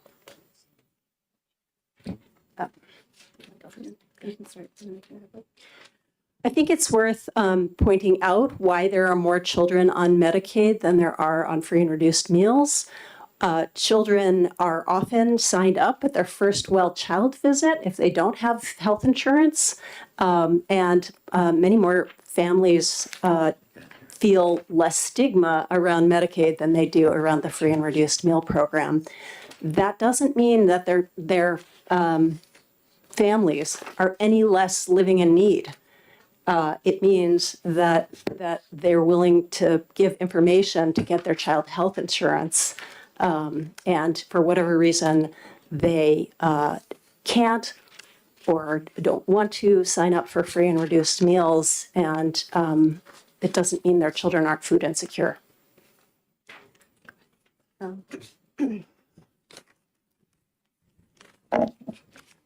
Hello. So another point that I wanted to just state is that we understand that there are a lot of families who do decide to bring pack their child's meal. Some of my work is to work directly with schools to increase that SNAP Direct certification, as well as increase participation in school meals. We do know that the meals served at school, breakfast and lunch, they are nutrition packed for the child. So if the child is eating those 2 meals, they have the accurate nutrition to learn and grow. And they also can be offered other items if the district qualifies for dinner as well, free fresh fruits and vegetables. We also do a lot of work with the business administrators. And last year I had 15 schools I worked with directly. This year, 40 schools. So our work at Hunger Solutions is getting larger. The number one thing is the direct certification. It streamlines the process for administrators as well as the parents. It's efficient, effective, and it costs less money overall. I'd also like to address Representative Popovici-Muller's question about why we don't have data on exactly how many kids in New Hampshire are hungry at school or who's being turned away. It's just not possible to collect the data because it would require children to ask for a meal that they know they can't pay for. If families aren't eligible for free and reduced price meals because of the income limits, the parents aren't telling their children to ask for meals. Our public schools should not be places where children living in low-income families should go hungry or experience feeling of shame and stigma. And that's why we have to improve how we provide school meals.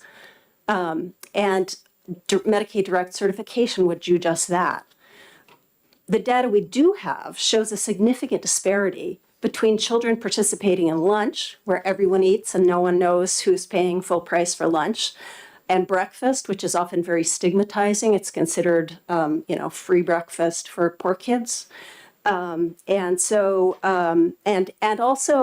the comparisons of data that we have during the pandemic when everybody was eating and then what happened after the pandemic is also telling. People, not just low-income families, but middle-income families are struggling to make ends meet.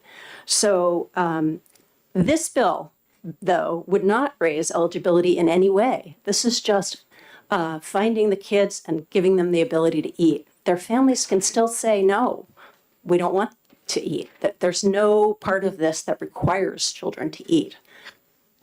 Thank you very much. Are there questions from the committee? Yes, Representative Damon. Thank you. This may have been stated at the very beginning of the hearing. I was in another hearing, but in case not, can you share with us how many other states are already enrolled in Medicaid Direct certification? Yes, there are 43 other states. Further questions? Representative Fellows. Yes, can you tell me the income measure that Medicaid uses? So you told us free and reduced. Oh, so this bill would only certify the children on Medicaid who are eligible for free and reduced meals. So those are the income limits that would be applied. So again, 130% for free, up to 130%, and up to 185% for reduced. So Medicaid does cover children at much higher incomes, but those children would not be affected by this bill. Representative Popovich. Thank you very much, Mr. Chair, and welcome back. I know that we had some good discussions 2 years ago, or 1 year ago. The question I wanted to clarify was not about an extensive study about the number of children that may be denied. My question is literally if you are aware of one child at one school being denied one meal ever due to their inability to pay. I understand the complexity of getting complex data, and the DOE was supposed to gather some information. My question about 111. Yes, there are. I do know I'm not going to list those schools because we are working directly with them to help that, but there are, and specifically older children, high school children are denied the food or given an alternative meal, which is different than everyone else in the school. Mr. Chair, I just want to follow up very briefly. Could you please share that information with the entire committee? Thank you. Any further questions? Thank you very much for coming today. Thank you. Jim O'Connell.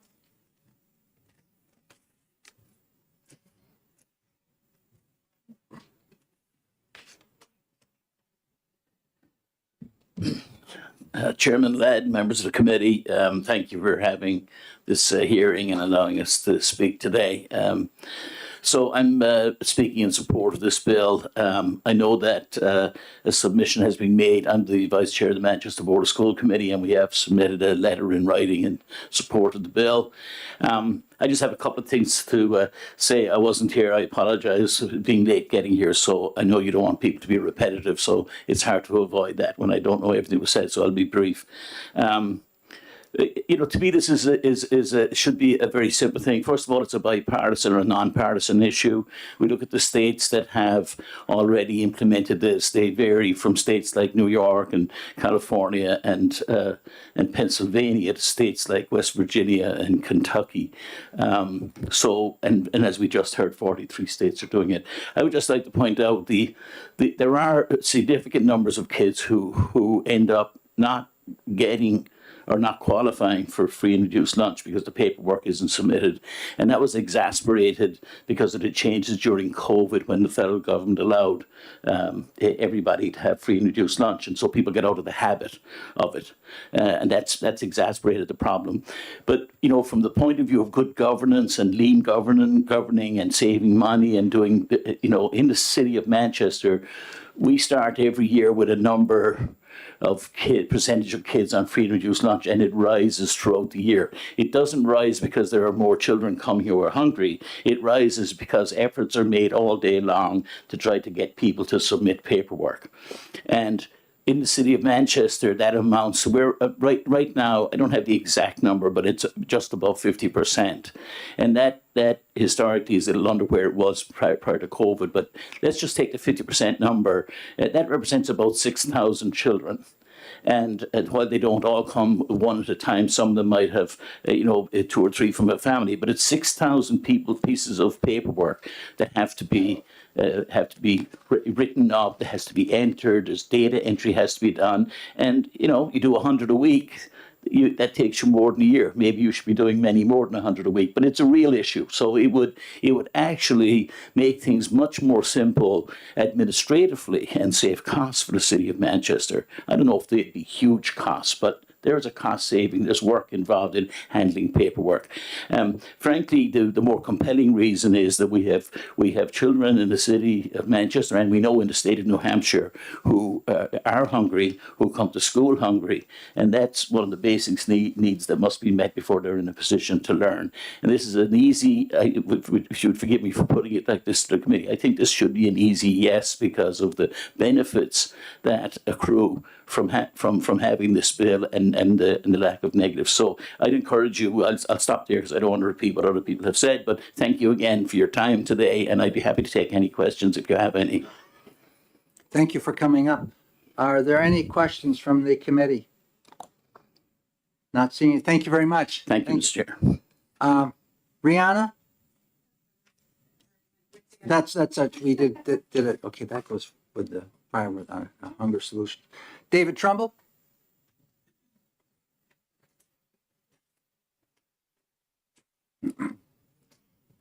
Morning, Mr. Chairman. Good morning.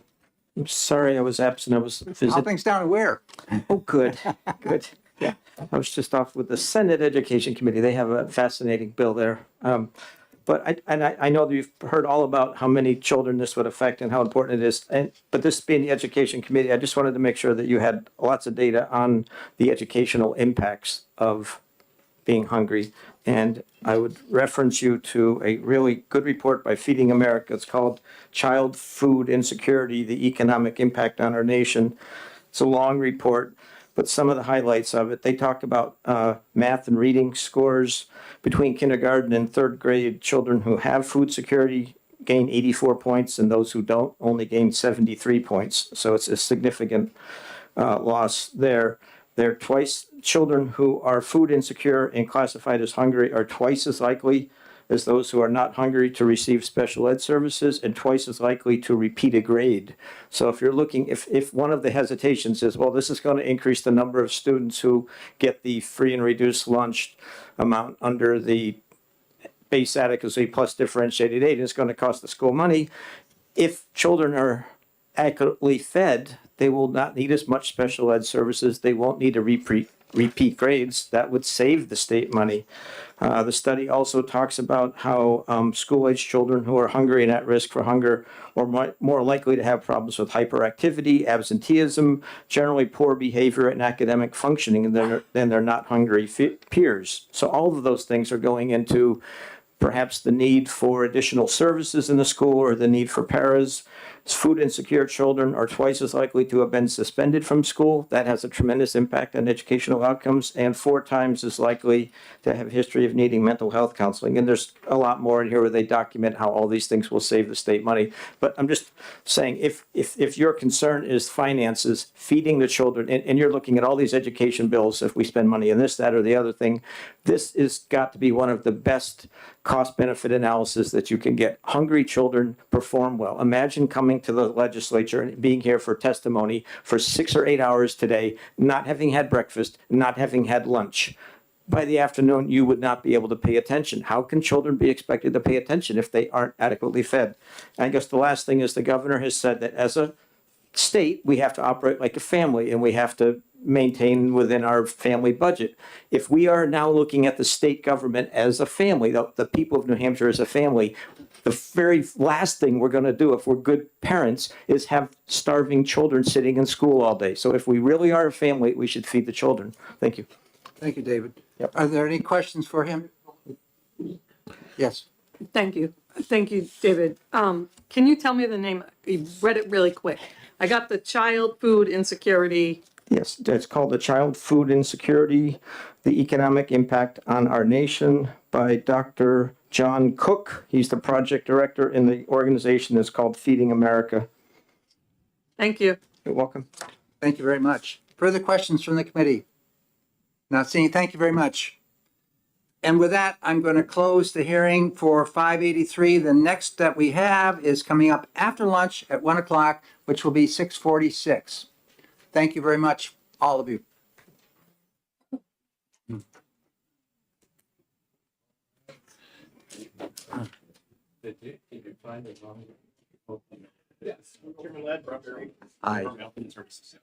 Yeah, that's, well, the questions we have.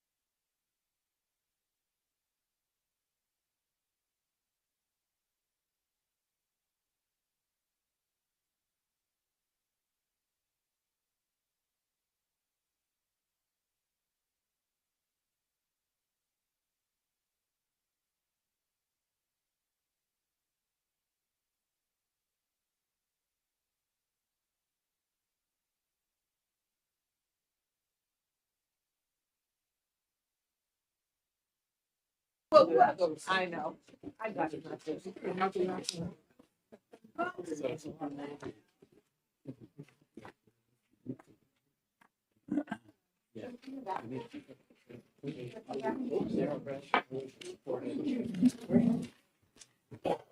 I don't know his schedule and what other committees he may be on. I know that, for me, Dan and Keith, it's tough.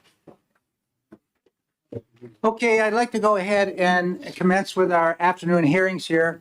The first bill up is 646, but prior to that, just like make a note to the folks right here on the committee that today we did vacate the local EFA bill to education administration or the education policy side of things. So that's been vacated, seeing many of the issues in that were policy-oriented issues dealing with the local, not necessarily our state money. So that's HB 748. Yeah. Well, you're back. Representative, you're welcome. Tellerski, 646 is requiring school districts to establish an online application for participation in the free and reduced price meal program. Welcome. Thank you very much. Welcome back. Thank you for having me again. I hope everyone had a restful and rejuvenating lunch to tackle the afternoon, and that's exactly what I want for all students here in the Granite State. I first want to bring your attention to a letter of testimony that I have distributed around from the Reverend Wells from the St. Matthew's Church in Goffstown. He actually speaks to 4 different anti-hunger bills, so I am passing that around now, and I hope you can consider it in your deliberations. Again, I am Representative Laura Tellerski from Hillsborough 11, which is Nashua's Ward 8, and I'm pleased to introduce to the committee House Bill 646 that would require districts to establish an online application for participation in the free and reduced meal program. Earlier today, we all heard a lot of testimony on the importance of the National School Lunch Program when discussing the Medicaid Direct certification bill, so I won't rehash that information. But just to establish a baseline, both surveys and data point to real food insecurity here in the state. The school meals program is a vital tool to tackling childhood hunger by providing a meal, and in many districts, 2 meals to kids living in poverty. Children benefit from school meals by being able to focus on learning, have better academic outcomes, and grow into healthy, well-adjusted contributing members of our community. Additionally, we know that there are students in poverty, over 10,000 of them, who are eligible for the program based on their family income but are not yet enrolled. This bill, House Bill 646, is another attempt to identify these children by offering families an easier, more convenient online application for enrolling. For schools, online applications reduce administrative burdens of processing stacks of paper, streamlines the process with reduced errors, and results in a much timelier verification process, enrolling the kids more quickly. I think we all remember as students ourselves or as parents the paper forms from the meal program that would come home in September in a backpack. The form would hopefully make it home, parents would fill it out, put it back in the backpack, and if all went well, it would make the return trip to the classroom, the office, and eventually make it to the food service department. Often the forms would be lost in transit or simply not returned at all. And in today's world, with all kinds of technology, there are still schools who run their program this way. The alternative is an application that goes live in mid-August, before the school year even begins. Parents receive an email, and they can fill out the income information in the privacy of their home without being concerned about who may see that information if it was handwritten on a paper and passed back into the classroom. The information is then received promptly and verified by the district, and the child can be registered for meals right away. The city of Nashua has utilized an online application for about 10 years now, and speaking with the food service director there, I learned that the electronic application can be verified in 24 to 48 hours after the parent submits it. Paper forms, on the other hand, can take up to 10 days, if not longer, to actually make their way into the district and to get the child certified into the program. During this time, that child's not in the program, they could potentially be eating meals, they could be accruing meal debt. So enrollment in the program, which is not backdated, time is a factor that's very important, because even if the family is enrolled, they don't get reimbursements for those other meals that were eaten before they were enrolled. So privacy and confidentiality is a big benefit to moving to an electronic format. Some parents may fear the stigma their child may experience carrying that form in, but an online application directly submits the information to the one person who needs it, the district employee responsible for the verification. For school employees, the work involved with tracking, collecting, and processing these paper forms is extremely burdensome, and the amount of work that staff have to dedicate to the process is significant. An online application takes that burden away, freeing them up to focus on more important tasks. In fact, schools that have online applications, like Nashua, report that it makes the entire process easier for both families and the districts. And online applications have far fewer errors and mistakes than the inefficient handwritten forms that can often result in rejections that need to then be tracked down and followed up and information replaced and resubmitted. Some other benefits to an automated form. You can have an online platform with a very user-friendly design and tools that guide the family through the process to fill out the form. The form can be provided in multiple languages to reach families that have a language barrier. In Nashua, their online form has links to the Spanish and Portuguese forms, but there's also a link to the paper forms to the USDA where there are 51 different languages with the form available for families. An online form is friendlier for those with disabilities who may struggle in completing a paper form. And finally, parents can apply for the program throughout the year. It's not a one-time only application. So having that online form available allows families to be able to apply throughout the year if they have a change in their job situation or a change in their household. And it allows them to easily apply mid-year if needed. House Bill 646 would require that districts offer an online application in addition to the physical paper form, which is required by the USDA. And that paper form will still be made available for those that need it. For example, maybe grandparents who are raising grandchildren who are more comfortable with the paper form, or families who don't have access to the technology of a computer or email. But either way, those paper forms will still be made available. While there is no fiscal note yet, I did receive some initial feedback that it could potentially require a position for assisting districts. So there's an appropriation for that, as well as funds to assist districts in fulfilling this requirement. I'll wrap this up by saying that this bill is also about efficiency for both families and school districts. We know that there's a disconnect and a challenge for families to enroll in school meals, and providing easy and confidential online option to apply from home just makes sense. Shifting to an online application reduces the intense work associated with paper forms and takes the burden off the school staff and gets meals in front of those kids sooner. So I thank you for your time, Mr. Chairman, and I hope you consider this bill. Thank you very much. Are there any questions for the sponsor? Yeah, Representative McGuire. Thank you, Mr. Chairman. Thank you, Representative, for taking my question. So why is any money here necessary? Couldn't Nashua share the software that they developed via the School Boards Association or something like that, and other people just use it? Well, that's maybe something that someone behind me could address, but we don't have a whole lot of information on which districts actually have the program, and a number of districts maybe use a different parent portal. So initially, my thought process on the funds that were associated with this was to not have it be an unfunded mandate on local districts and to help them in providing this format. But I'm not exactly sure if there is a one-size-fits-all that exists right now that can then be plug and play in every district. Further question, Representative, yes, Popovich. Thank you very much, Mr. Chair, and thank you, Representative, for testifying and taking questions. I agree that there are a lot of school districts, and it can be very difficult to accommodate the needs of each of one of them individually. Have you considered, when preparing this legislation, the possibility of just asking the DOE to have a form, process the applications, and then just pass the data down to the schools? It seems to be a slightly less Byzantine approach than hundreds of individual districts with their own forms. Thank you for the question. From what I understand, the Department of Education is barred from collecting the forms at the state level, and it has to go straight to the districts, meaning that one application at the state level is not possible, but hopefully there'll be someone here that could verify that. Mr. Chair, follow up? Yes. Thank you for telling me that. I was not aware of it.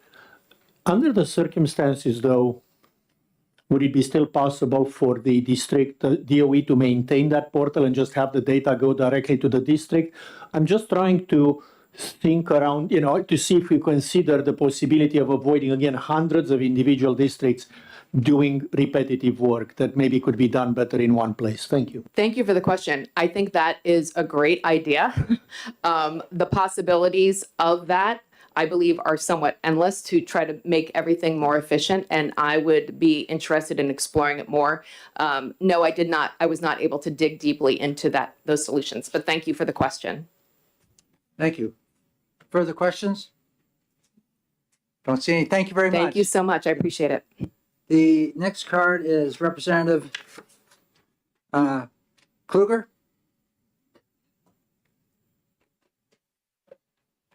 Any more reps? That's it. No, right here. Good afternoon.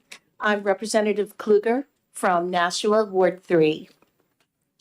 I'm speaking to you today in support of HB 646.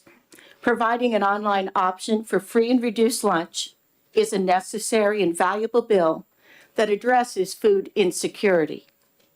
Not only are online forms more efficient for administrative staff, they narrow the risk of important paperwork being lost or compromised. The transporting of free reduced lunch applications by students can result in missed deadlines and ultimately with it, the lost opportunity for lunch. As a former educator, I contend that students need adequate food within their school day. Moreover, food security promotes academic success. I do know firsthand what it's like to witness kids who are hungry in school. I also know that these breakfasts and lunches can very well be the only food students receive in their day. We can't take the risk that children miss this possibility for food security. I ask you to support HB 646 and be advocates for the success of our students.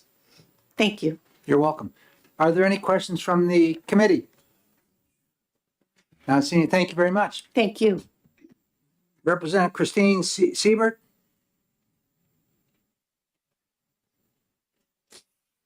That's the next one.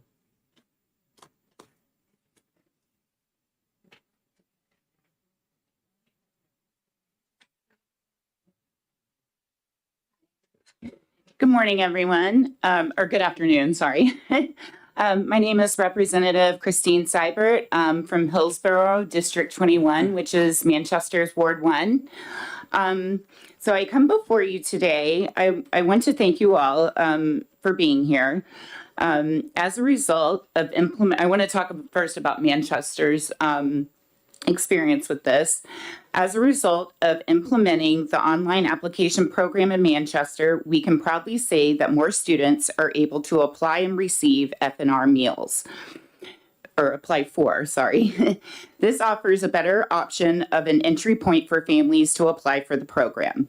It results in a more accurate count of students that qualify for F&R. In turn, this provides additional funding for districts to support some of our most vulnerable students. If you see the attached fiscal note, the cost of this program in Manchester, for example, through My School Apps is between $1,000 to $2,000 annually. The My School Apps, I think, is one of the portals that we were just talking about with the bill sponsor. And I actually went on there to try to do it myself, just to kind of, start the application process to kind of just see what it was like. And there's about 20 school district options on there. So there's about 20 in that particular, using that particular portal program. And so when the My School Apps walks one through the application as they are filling it out, making the process easier to understand. It also provides explanations about the proper paperwork required to fill out the form. More importantly, this process provides the ability to submit an application at any time through the school year if there is a sudden loss of income. We currently have 20 school districts that provide the online application for this program, yet the F&R program is used statewide. While these numbers might vary and change from time to time, we cannot forget the interconnectivity of every community and/or region in New Hampshire. If a major employer in an area lays off a lot of the workforce, natural disaster hits, or other sudden and unexpected circumstances, there will be a need for this to be available. I don't know about the rest of this body, but I do not want to be the last state in the nation that has implemented all of the tools that are available to end childhood hunger. We hear over and over again the arguments against supporting legislation based on religious beliefs. I cannot help myself but to ask where your religious morals and values are when it comes to our ability to work together and pass legislation that the teachings of Jesus directly compels his followers to support. Please see the following page for the full list of reasons why you should support HB 646. Any questions? Thank you very much. Any questions? Yes, Representative Fellows. Thank you, Mr. Chair. Thank you for testifying. Yeah. Do you, when you were using it, did you see anything that might suggest that you can read the form in different languages? There was on the option to pull up Laura was mentioning, where it was alongside that area though, where you can pull up the USDA form, and it had it in just multiple languages. So the Manchester one has it in, I believe, about 2 languages. So. Thank you. Further questions? Not seeing. Thank you very much. Thank you. Megan Brabeck.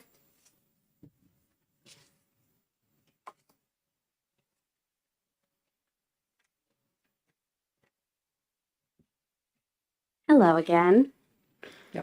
I'm still Megan Brabeck with Save the Children Action Network from Newmarket, New Hampshire. I shared earlier today voter views on the government's role in addressing hunger and the intensity with which they view this problem, so I will not reiterate those points. I wanted to just address 2 other items. First being the issue of whether students are being turned away for lunches, sort of insinuating the need, do we need to enroll more students in the free and reduced meals program? Not all schools are necessarily turning students away who are hungry, right? Whether or not they're enrolled. But in those situations, they're eating that cost. So by getting all the students who are eligible for the program enrolled in the program, these schools are able to pass over having to make the decision themselves about how to feed those kids and access federal reimbursement. I think that's a very important point for us to keep in mind, that we're accessing federal dollars that we're entitled to in our state and bringing those to New Hampshire citizens. I also want to once again share a statement from one of our advocates. We have a lot of advocates of Save the Children Action Network. One of our advocates, Ben Buckley of Newmarket, shared the following with me. HB 646 would allow parents and guardians with an internet connection to apply online. Being able to complete necessary forms online is a huge benefit that many Granite State residents are able to enjoy, and it should be the same for those needing free or reduced price lunches. Saving time saves money and energy that can be used elsewhere, whether it be with their dependents or local businesses in their community. Like other New Hampshire residents, I want our students to find success in school, go to college or a trade school, and get good jobs so that they may provide for themselves and their families in the future. Providing free or reduced price lunches to students who need them will ensure that they have a bright future. I urge you to pass these bills and give the next generation the opportunity to realize their potential. End quote. This is a common sense measure to close the gap between those who are eligible for meals and those who are enrolled in the program. Thank you. Thank you very much. Are there any questions from the committee? Not seeing any. Thank you very much. Next person is Sam Kluger.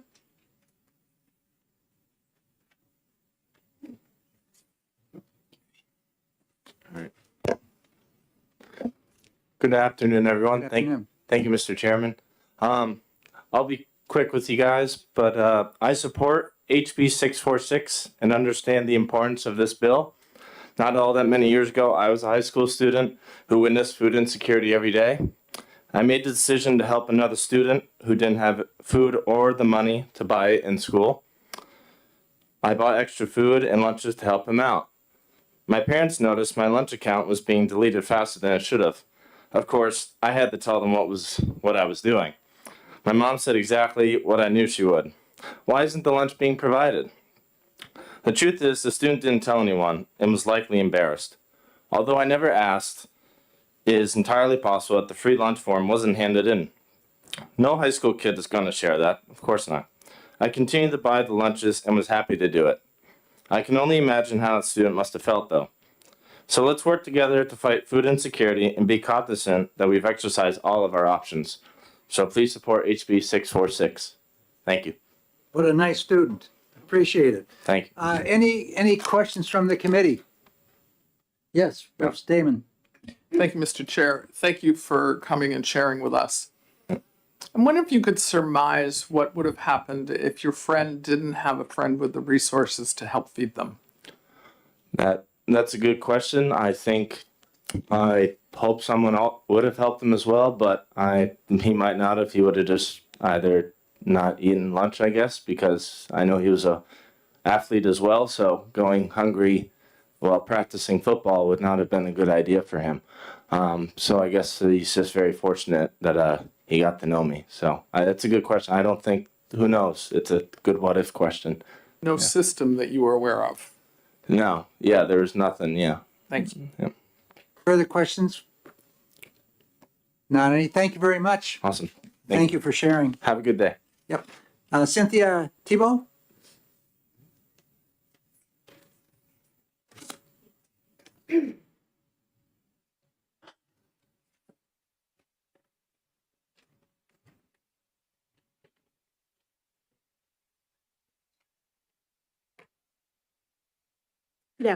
Good afternoon. Can you hear me? Yes, we can. Thank you. Thank you for having me. My name is Cynthia Thibault, and I'm the McKinney-Vento Homeless Liaison for the Derry School District. As you may know, McKinney-Vento Assistance Act is a federal program, and it was created in 1987 and was named after two congressional representatives who are strong supporters, Stuart McKinney and Bruce Vento. The aim was to offer assistance to homeless children in the areas of food, transportation, and access to school. My McKinney-Vento form works a little bit differently than the regular way of getting assistance for food. They come in, the parents make an appointment with me. I determine through a series of questions if they qualify for McKinney-Vento. And then after they fill out the form, I call the food service director directly, and I tell them who is going to be on her list for McKinney-Vento for the year. So it's like right that day immediately they'll know who is to be added onto the list for the next day, and those children will get a card just like any other student, so that they aren't singled out for their need for food. And the top of it that says relative to, so I have a lot of information relative to this. As far as our topic today is concerned, the USDA recommends 2 servings of fruit and 3 vegetables per day. A homeless child may be offered a fruit and a vegetable with their meal while at school. And did you know that salsa is considered a vegetable under the federal guidelines? It is difficult for homeless parents to afford fresh fruits and vegetables, nor is there a place usually to prepare food, fresh, canned, or frozen. And families are living in a friend's basement, in a motel, in a shelter, or maybe on grandma's floor. So food preparation is difficult. It might limit a child's intake of the recommended foods. Children enjoy raw carrots and celery, though celery doesn't contain many nutrients. Another thing is that families in shelters must be out by 6:30 to 7 a.m. in the morning, often with the mother with the baby in her arms and a toddler in tow. And most mothers don't have access to a car or a computer to fill out a form. They often come to me to, fill out the forms. And very few of them have strollers to walk the children to the grocery store or to a place where they could access computer hookups to fill out forms. chances of obtaining fresh produce is nil. Many schools in New Hampshire provide 68 Hours of Hunger, which is a program that packs bags of non-perishable items for the weekend. And it usually consists of granola bars and mac and cheese and pasta and similar items. And while it is a wonderful program that keeps families afloat through the weekend, the children are still not eating their vital nutrients. They're still not available to them in the afternoons or on the weekends. Some schools will put out bowls of fresh fruit in a common area, such as the library, so children may help themselves during the day. Apples, bananas, and oranges are among the favorites. However, not all schools are able to do this. Another snag in the 68 Hours of Hunger in our food program overall is that older children, usually starting with grades 4 and up, will refuse to take a bag of food because they are immediately identified by their peers as needy. And there is a stigma regarding homelessness, and the children are embarrassed by taking home the donation bag. Finally, the infants and toddlers are also included under the McKinney-Vento Act. And under this umbrella, donations of formula are rare since it is so expensive. You know, people don't mind buying a couple of boxes of spaghetti, but when they're looking at the cost of a can of formula, it's, you know, a lot different. It's very expensive as far as donations go. So think about how a homeless mom would feel who can't afford the formula, and she has already watered down what she does have. Also, one more snag is that if the formula or the baby food that is donated, it's not often the right kind or it's not appropriate for the child's age. And do you have any questions? Thank you. Thank you very much. Any questions, Representative Fellows? Yes, I'm just wondering if you could share your perspective on how many of the people that you deal with would be capable of filling out the form on their own, or do they need help? I'm just trying to figure out what percentage of the people I have are not able to fill out the form. Thank you.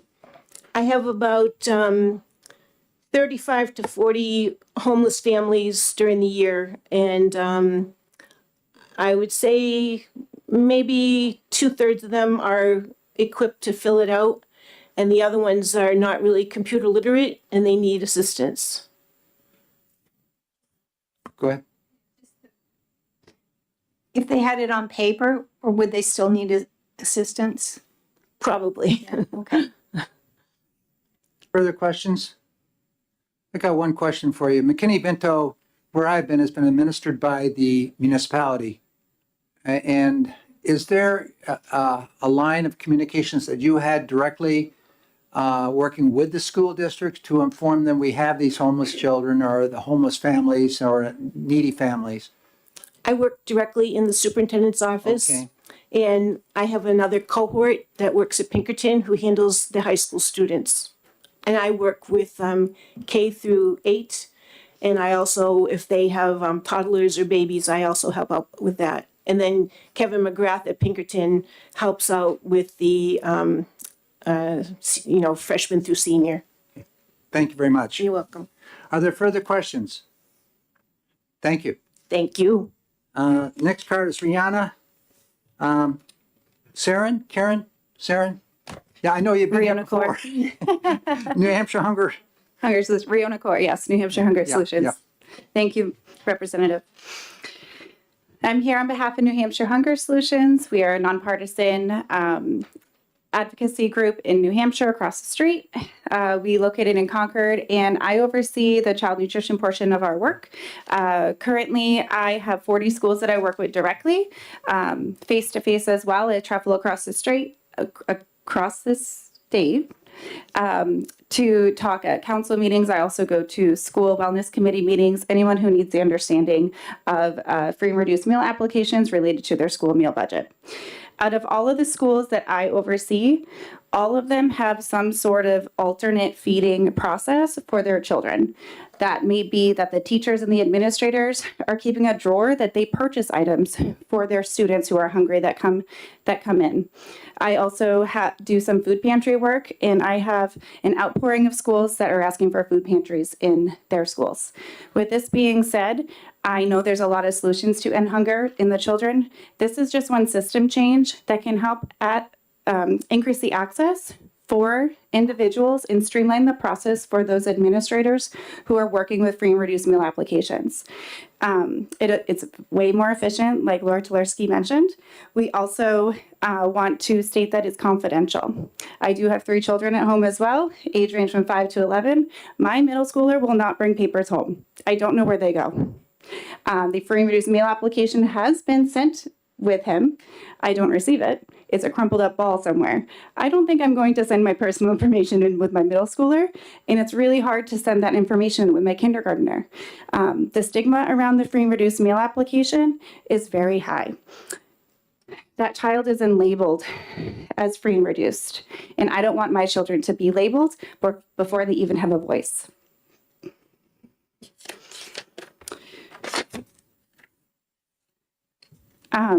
It also eliminates those errors like we mentioned with translation services. All the browsers now that are used if the online application is there, I'm just going to mention that there are some browsers that you can click to translate, specifically Google Translate anything that is on the web browser. So there are other options for translation services, and individuals can do it from their phone. There was also mentioned in some of our research that majority of individuals do have cell phones. So that is something that they can do in the privacy of their home or just outside. With our work, we also like to give signs to schools. We have signage to SNAP and also free and reduced meal applications outside of 10 schools right now. With this, in the pickup and drop-off line, parents can snap the QR code on the sign and sign up for free and reduced meals. And we saw an increase in one of the Seacoast schools of the applications, which reduced their March 2024 school meal debt from over $1,000 to $343 just by online applications. And not to mention everything else that has said today, but I would be open for questions. Thank you very much. Are there any questions? Representative Luno? Thank you very much, Mr. Chair, and thanks for joining us this afternoon. Could you, Rihanna, could you talk a little bit about maybe the number of families that this would help out, particularly, you know, in light of the comments you made surrounding with respect to the stigma surrounding the paper application? Stigma is very big with the application itself. It is put into usually a folder and sent home to a parent to try to figure out. And if you've seen, it is all online. If you go to the USDA website or even Department of Education, that application is there. It's daunting to look at. It hasn't been updated, and we have to stick to those strict guidelines. Although the online application is straightforward, there are some schools that do have this within those apps that another school representative mentioned, such as Link, and it is 4 question boxes, and it can approve or deny or say there's an error. So that process of stating there's an error happens right then in place, rather than having the application sent in with your kindergartner or your middle schooler, and then being sent back saying you need to redo this. So that error is point in time fixed right with the online application. Thank you. Further questions? Thank you. Thank you very much, Rihanna. We have Becky Wilson. Do you have anything you wanted to communicate, or are you just here for technical support? I'm just here for technical support, and perhaps if someone from the Yeah, that's my next one. I'm happy to come in at the end if there are some questions. Okay. Does the department have any information for us on this? Are there any committee members who would like to ask a technical question of the department? So we do have one question up here, or several questions.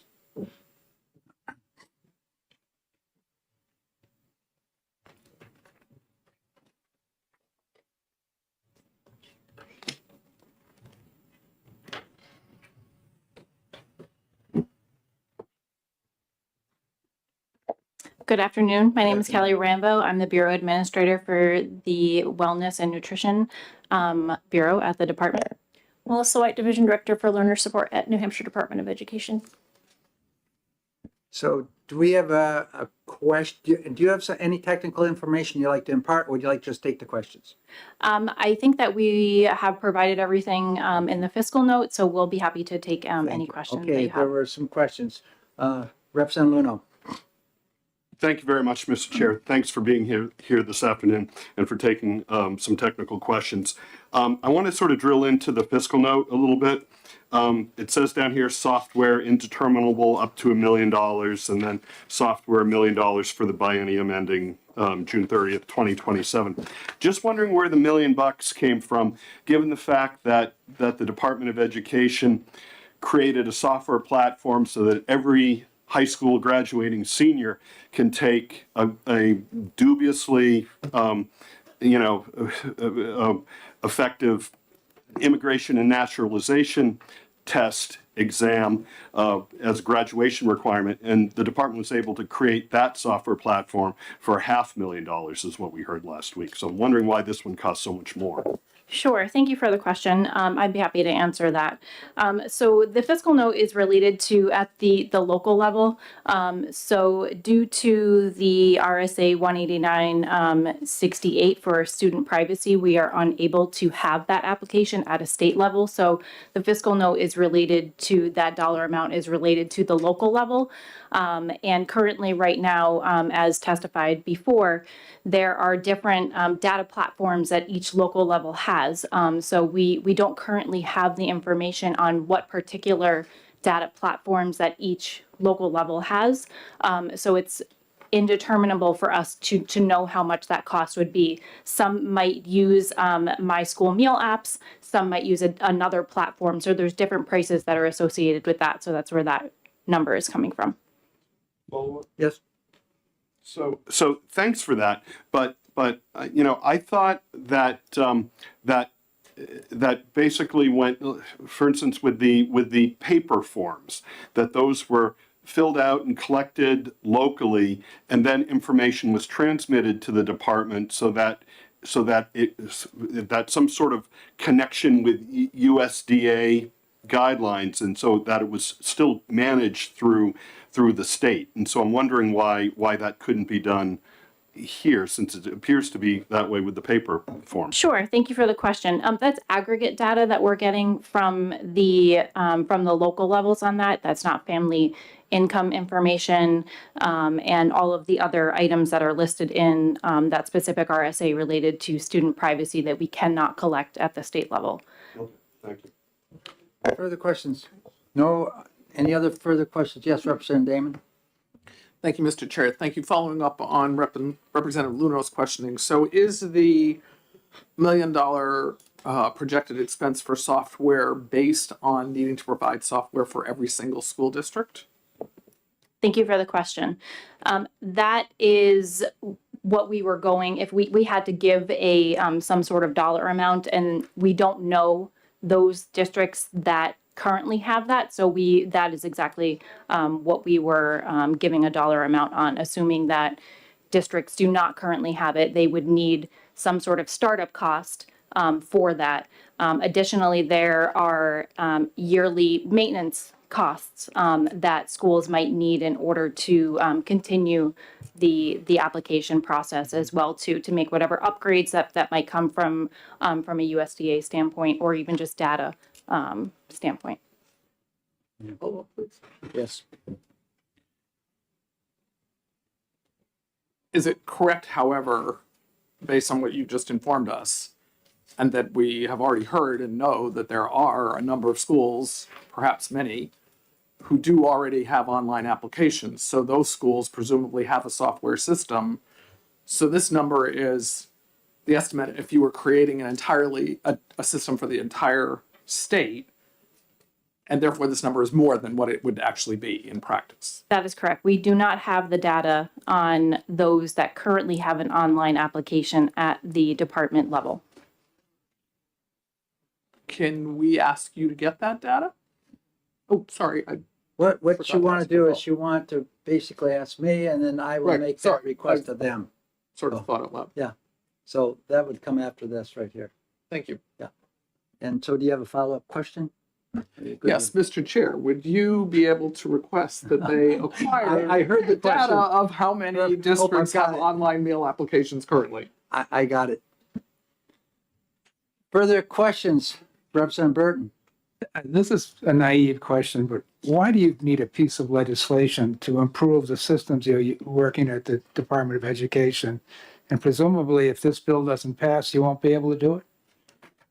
So the bill is requiring at the local level for them to establish an online application system. It's not requiring the Department of Education to establish an online application system. So each school district having to establish their own online application system. There's a variety of products out there. We cannot tell you what it's going to cost for each one of them to establish this online application system. We were asked to provide what could we guesstimate an amount, and we came up with that $1 million amount. It could be less, it could be significantly more. We do not know because we are not able to tell you how much it would cost for each one to establish that.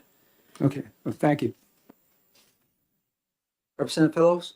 I'm thinking that this would be a module, a free and reduced module that's inside a larger system that's collecting enrollment and grades and all of that sort of thing. Do you have any inventory in the department about what kind of software is being used to collect the student data that they have to report already? So they're to the all department? using a different product. Right now, our student information system, we have switched to an ALMA system. And so there are some school districts that are using the ALMA system. Some are using PowerSchool, some are using Aspen. They all have a different product that they're using. Those student information systems, sometimes they might have a module or a component that's attached to that student information system that allows for the collection of those online applications for free and reduced determinations, but some of them do not. So it's going to depend on which product that school district is using, whether that module is available to them, what the cost could be. If not, if that particular system didn't have that ability to add on that, then they would be looking at a separate system. So that's why it's really variable because there's so many different products out there. And just to clarify, but you don't have any inventory that tells you which products are being used by which districts? No. Okay, thank you. Are there further questions, Representative Damon? Thank you, Mr. Chair. So USDA has a model free and reduced price school meal web online. I'm looking at it. Is the department using that in this projection, or have you used it at all for any other purposes? Thank you for the question. So that particular module online would be called a roadmap, let's say, on the pieces that you would need if you are an IT vendor to be able to build an online application. So it's not necessarily saying you can take this and utilize this in all of your locations at no cost. It's just the roadmap on here are the pieces that are required from USDA that need to be in the application. And as a vendor, you would be using that in order to build the application. And there are current systems that do have an application already built in there for that. So that's modeled after that. Thank you. Thank you. Further questions? Not seeing. Thank you very much. And with that, I'm going to close the hearing on 646.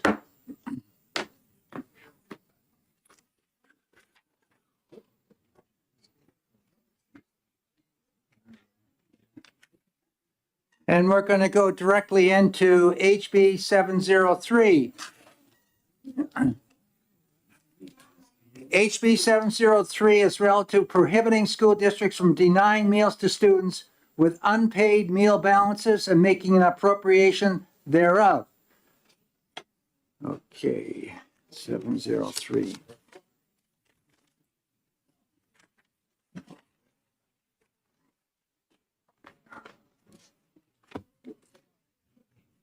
And Representative Damon, welcome to the committee.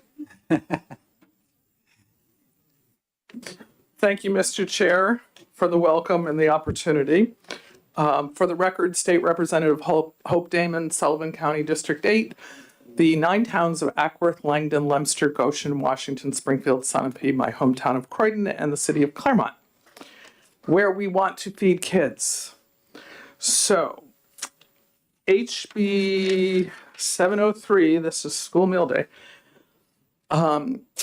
is put forward with considerable concern about events that occurred in the past year, widely reported in both the Goffstown School District and the Keene School District, but likely not unique to those districts. And I don't say that to specifically call out those districts, just that it highlighted a concern. So the intent is to prohibit school districts from denying meals to students who have unpaid meal balances, and also, although it does not say it at the very beginning, to require school districts to accept funding from organizations that come forward and volunteer to help write off school meal debt. And then thirdly, when that does not happen, or if that does not happen, to require the Department of Education to write off the meal debt. So I would start by saying that we should not be penalizing children who, through no fault of their own, are poor and consequently food insecure. For many kids, school meals are the bulk of their food intake. In fact, last year in House Education Committee, we heard from a school administrator who testified that the hardest part of closing school for snow days was his recognition that many kids would be hungry all day without the presence of school meals in their lives.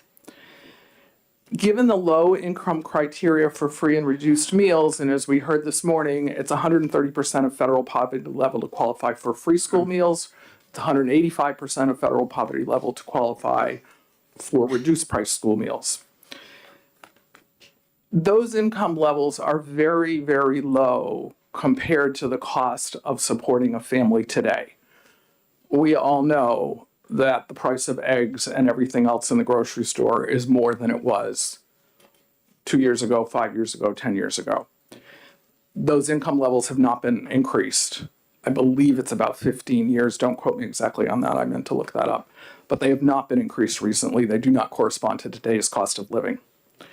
So there are many students who don't qualify for F&R meals, even if they were applying, but are food insecure. Their family resources are more limited than needed to comfortably feed the family and cover all the other costs of living. So in 703,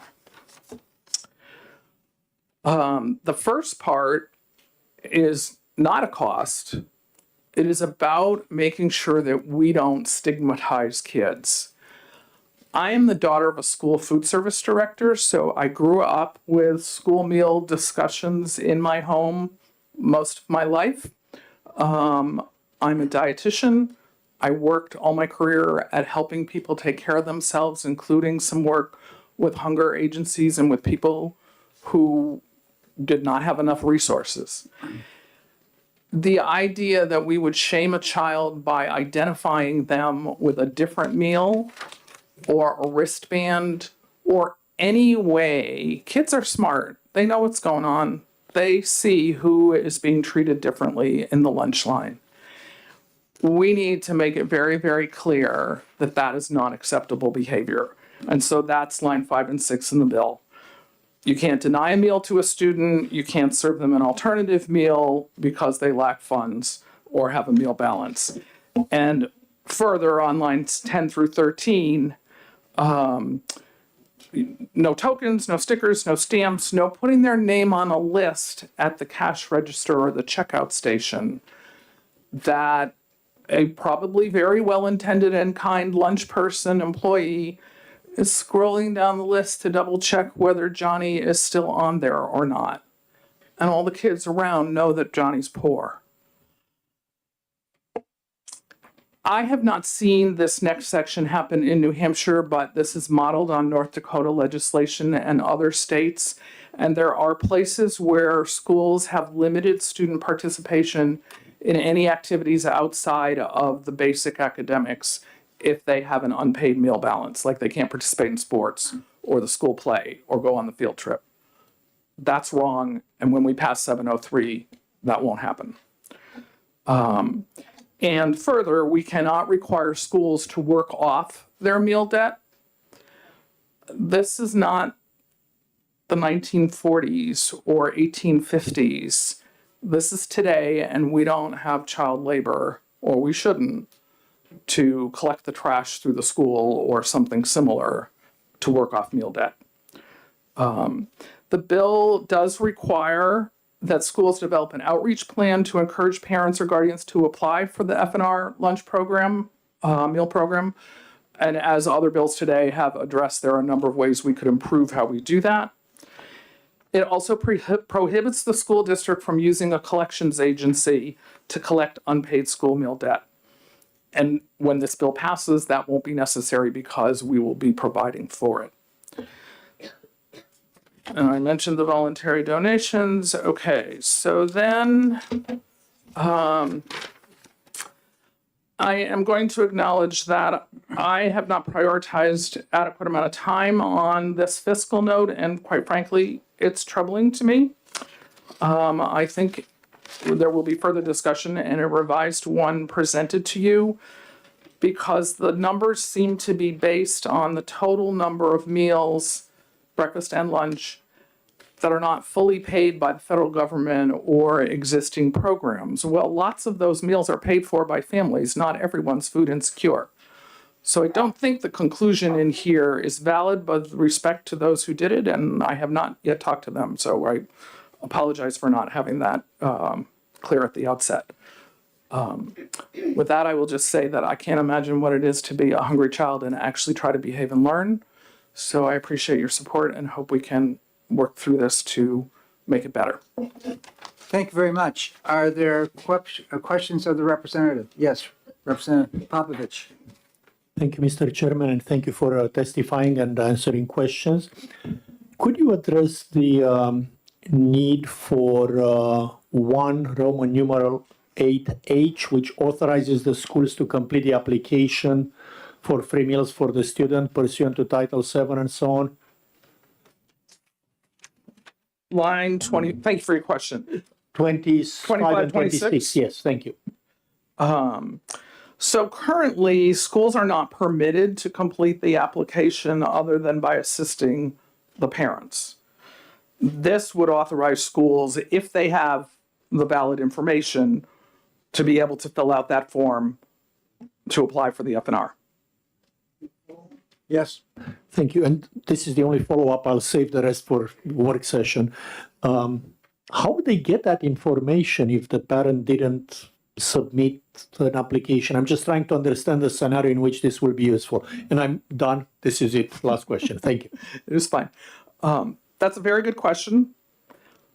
I don't honestly know. I would surmise, which is a bit of a dangerous thing to do, that they have that information from some other application for some other program. And I will find a better answer to that before our work session, or a more certain answer. Are there further questions? Representative Meehan? Thank you for allowing this question. Thank you for taking my question. My background is high school. Imagine the kid who ate his lunch when he came to school in the morning, and he steps in line and goes to get a free lunch because he knows he's not going to have to pay. Is there any recourse to somebody like that who's actually just using the system? Thank you for the question. So if I'm understanding the question, you're presenting a student who would not qualify for free and reduced meals, who's not in the program. Just tell me. That wouldn't be a given. He could be very well qualified for the free lunch program. It's just that If he's qualified for the program, why wouldn't he be eligible to get the lunch? He's a high school kid and he's hungry. So he would go in and he would take the lunch and without having paid.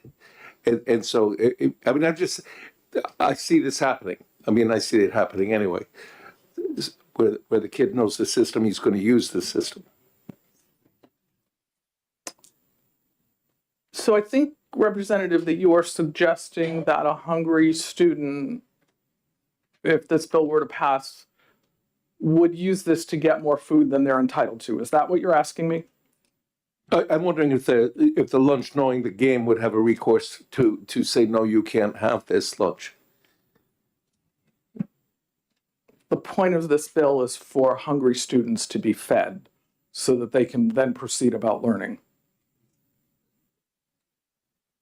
Further questions of the committee? Yes, Representative Fellows. Thank you.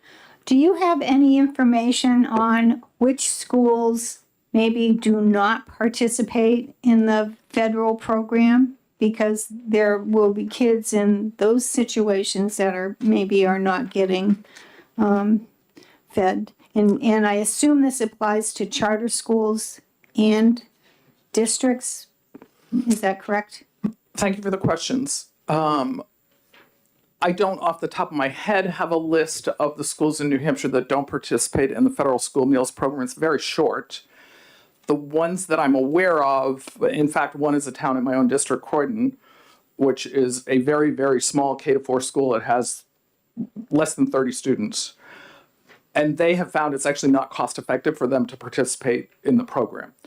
I can certainly provide follow-up on other schools, but the vast majority of schools in New Hampshire do participate in the FNR school, in the federal meals program.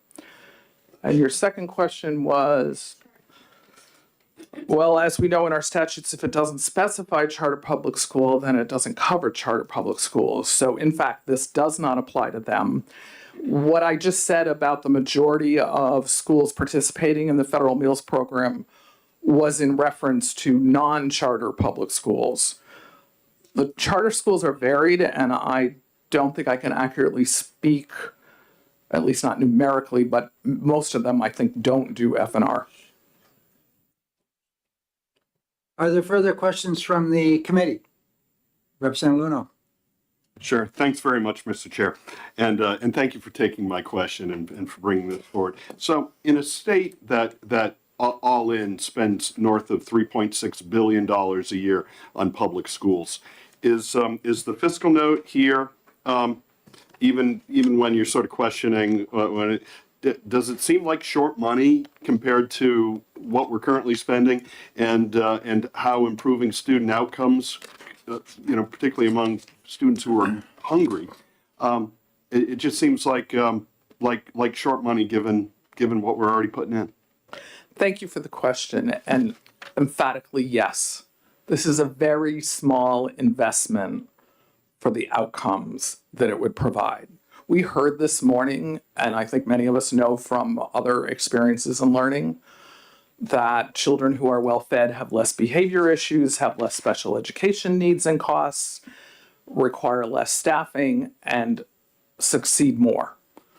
So in very casual terms, it's a no-brainer in the dollars and cents compared to the rest of what we're investing in education. Thank you. Further questions? Representative McGuire. Thank you, Mr. Chairman. Thank you, Representative. Is it possible for parents to tell the school that they don't want their children to be allowed to have meals if they're trying to help their child lose weight, for example? Yes, I believe there is a mechanism to do that. However, I will respond to the second part of your question that wasn't actually a question. It's actually very well documented that students who receive school meals have lower incidences of obesity. So if that were the reason why a parent wants their child not to have school meals, it's not a valid reason. Not that it's up to me to judge the parent's decision, but it's not factual. But there would be a way for them to not participate, yes. No child has to get the meal presently or with this bill. This is just addressing no shaming and the debt service. It's not about requiring children to consume anything or go through the line. Further questions? Yes, Representative Fellows. I'm just wondering if you've thought about how to address the problem that when parents find out that their kids will get a meal, even if, let's say they're not qualified for free and reduced, that if they know that their kid will get a meal anyway, even if they don't pay for it, what's to stop them from just not paying anything? And the state ends up having to pay the whole freight for that student.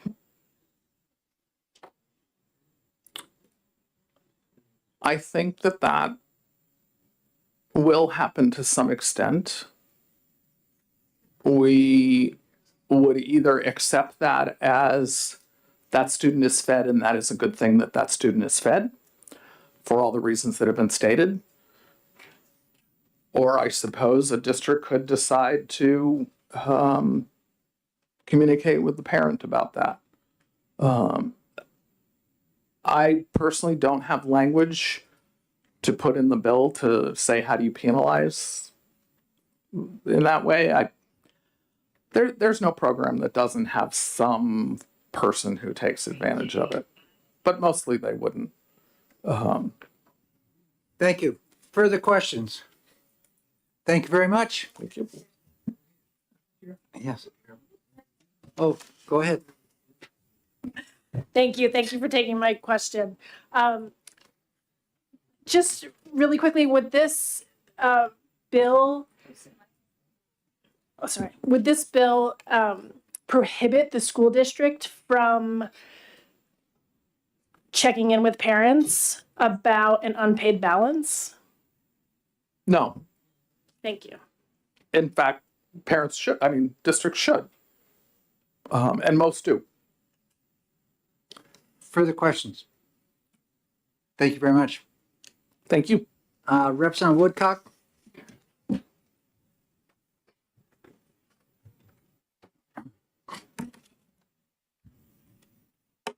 Thank you, Mr. Chairman. If I may, just to answer Representative Fellow's initial question about the number of schools that didn't have programs last year, it was 30. When we did the food meal study, it was 30. However, 6 of those charter schools actually did get food meals from their public school, but as a separate contract. So once again, Mr. Chairman, thank you for allowing me to speak again today. This is on HB 703. I'm only going to speak to the last part of Representative Damon's bill, and that was the part was talking about the school meal debt. And I just want to take a couple of minutes to touch a few points from last session. While doing the research last year on the Art Ellison Feed the Damn Kids food bill, we found that over 90 school districts last year had end of school meal debt. Now, I'd suggest that's a small number because right now we know, including charter schools, we have over 170 school districts in the state. As you know, schools go out of their way to make sure that each student have something to eat. The reality of which means that each school creates an end of school meal debt. That is an additional cost for local taxpayers for every single town and city in New Hampshire.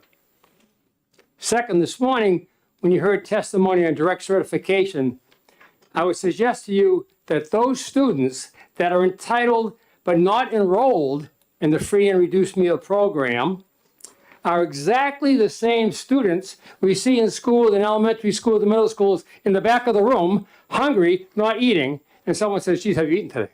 Have you eaten today? Those are the same kids. They're the same kids from the most needy families in New Hampshire and whose schools are working to feed them. In essence, this is just another example of the state passing down more costs to the local taxpayer, if only indirectly. I'd request that this committee reaffirm their commitment to the neediest families and the hungry students of the state of New Hampshire by passing direct cert, by passing line application, and financial aid to local school meal debt. This is a problem that can be solved, and this committee is the doorkeepers to the first step of that solution. Thank you, Mr. Chair. Thank you. Are there any questions of Representative Woodcock?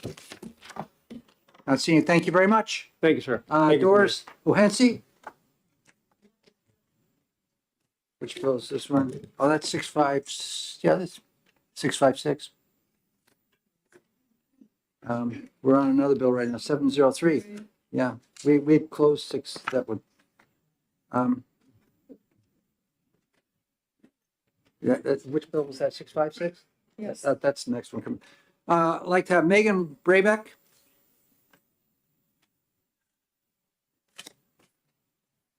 Okay, I'll take the 656 over here. Hello, Gwen. This is the last time you'll have to hear from me today, I promise. I just wanted to address just a couple more points here.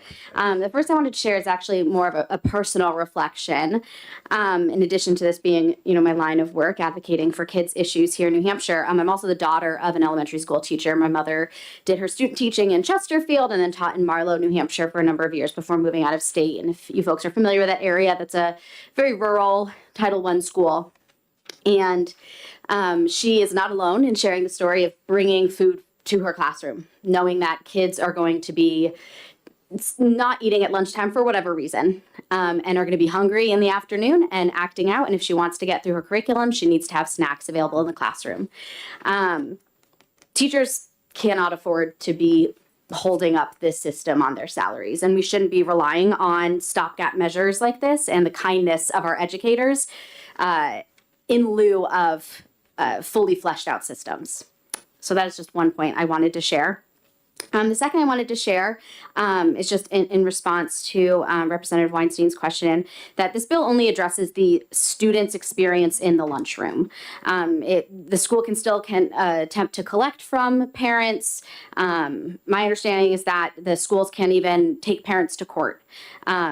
So this is not about, allowing parents to shirk personal responsibility and not have to pay for these meals. It's really just about students not bearing the burden of that in the meantime and them being fed kind of regardless of what's going on between the school and the parents. So I just wanted to just clear those two things up. And then I once again have a statement from our passionate advocate, Ben Buckley of Newmarket. HB 703 is a critical component of removing social stigma from those in need of those programs while providing public schools the funds they need to give these students what they need. It's been shown that students who are consistently made fun of or bullied are at increased risk for poor academic achievement, according to current research. With this bill, those students taking advantage of this program will not experience those issues, end quote. So we all know that kids can't learn if they're hungry. We're all passionate about making sure the next generation has an education. I don't think that's being debated here. So the bill before you is a step to make sure that you can take to make sure the next generation is healthy and educated. And once again, I'll just reiterate that voters want to see this administration take definitive action to get kids fed. Thank you. Thank you very much. Questions from the committee? Not seeing any. Thank you very much. Thank you so much. Rihanna Kaur? Thank you, Mr. Chairman. Again, I hope this is the last time you hear from me today. Thank you for the clarification, Megan. I did want to state that this bill is specifically about how kids are treated in the lunchroom. We do know that a lot of the schools across the state of New Hampshire are adapting the social emotional well-being of the child into their curriculums. So this is something that also goes on behalf of that. The child should not know the financial situation of their parents. If it is the caregiver, if it is the parent or guardian, or if they even are in foster care. There isn't a lot of schools that I directly work with, but there has been schools that have turned away children who do have negative meal debt, or also serve them an alternative meal, which is not what the other children are receiving. So this bill specifically is to not shame that child who is going through that meal line, and to protect the child within a safe school environment. How is school meal debt created? There's a lot of ways. In the beginning of the school year, you can have that free and reduced meal application filled out. If you do fill it out after a couple of weeks or months, it is not retroactive. So that school meal debt stays into the child's account, and therefore it is incurred. I do want to state there are other ways to be directly certified, and I hope there will be other ways such as Medicaid direct certification into that, but then again, there will still be school meal debt. So the school meal debt, it's not new. Every school that I work with, the 40 schools, they do have school meal debt. It is higher now, and it is because there aren't those systems in place to help the parents, caregivers, families be directly certified into free and reduced school meals. And I do want to remind you that USDA has come a long way with the regulations. School meals are healthy. They are yummy. The Cindy Minis that are at the school, they're actually 50% or more whole grain. You cannot buy those in the stores. The Fruit Loops that are served at school, there's regulations. They have extra vitamins, minerals, and whole grains. So I do want to clarify that those school meals, they're delicious. They're different than what you ate at school. I promise you that. I do want to also state that we have over 255 online testimonies. I do hope you see the online testimonies for this bill, just to reduce the shaming of the child within that school meal line. And this is just to protect the child's well-being.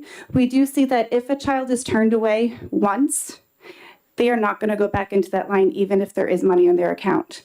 That shame runs deep. The embarrassment with their peers, not only peers, teachers know the financial situations of the family. I do not think that is right, and I urge you ought to pass on HB 703. Thank you very much. Are there questions from the committee? No, you not seeing any. Thank you very much. Thank you, Chairman. Yep. Cynthia Tebow?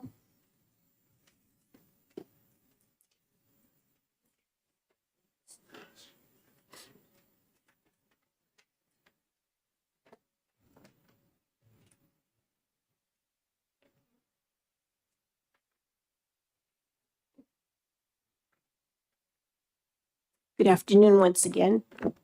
My name is Cynthia Tebow. I'm the McKinney-Vento liaison for the Derry School District. There's nothing worse for a child than to be shamed in front of one's peers. And before I say anything else, I just want you to know that our nutrition staff and front offices are wonderful and compassionate people, but when the rules need to be followed, it can seem very harsh to a parent, and they do get upset. Recently, I had a mom tell me in tears that since she had a balance on her meal plan, her child, a third grader, was offered milk and a piece of cheese on a hamburger roll. This child happened to be lactose intolerant, but she was too shy or afraid to tell a busy adult about this problem. She told her mother that she would rather forego the milk and cheese sandwich than be seen with it by her friends. The other children would recognize that she is poor and might make comments or assumptions. This was heartbreaking for this mother to hear from her daughter, and she broke down and cried. Also, this is not enough nutrition for a third grader, especially if the meal is skipped. How can a child concentrate when they aren't full and happy? This child went the entire day without food. Luckily, they qualified for McKinney-Vento, and the very next day, she was able to have regular lunch with all of her friends. It would be helpful if any child could receive the same meal as his or her peers, even if the account is overdue. But how? House Bill 703 would be a good start. We must also end the practice of telling the child to tell his or her parents to pay the bill. I haven't heard much like this in our district, but I've observed it in other schools. We must find funding to support our most vulnerable students. Thank you. Thank you very much. Are there questions from the committee members? Not seeing, I don't see any. Thank you very much. Thank you. Becky Wilson, do you have any information?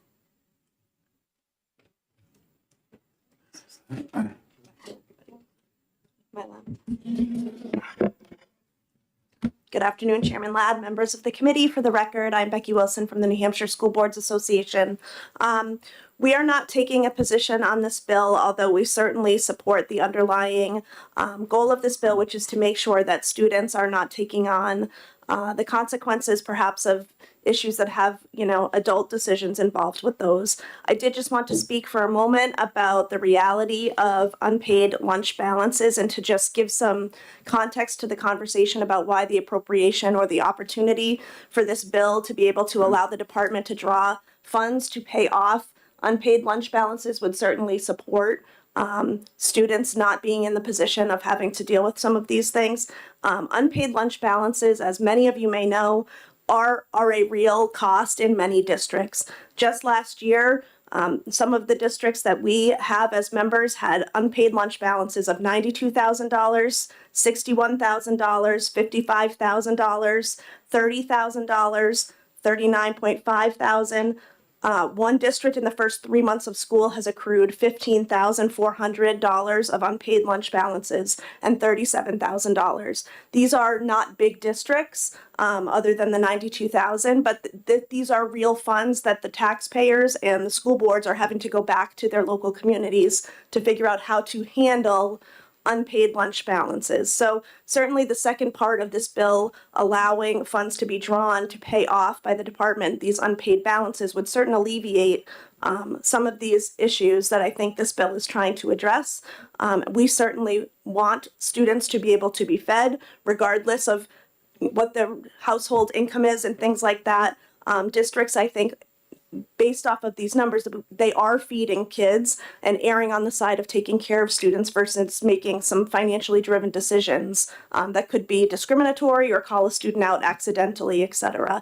A lot of unpaid lunch balances are addressed with families, but it is a sensitive situation for school districts to be seeking out financial information from families, even though there are resources the school districts could provide families if they were to need them, and perhaps some of these families do qualify for programs that they have not accessed. So I just wanted to offer that information to the committee, and I'm happy to take any questions. Thank you. Are there any questions for the School Boards Association? Yes, Representative Popovich.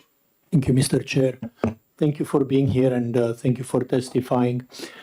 As the, SBA, have you ever tried to put together a complete summary of school debt between districts, maybe for a few years, so we could understand the magnitude and the nature of the problem? Thank you. Thank you for the question, Representative. We do try to work our association with other associations as well in terms of school administrators, et cetera, to gather current data on lots of different issues that this committee and the other education committees address on a fairly regular basis.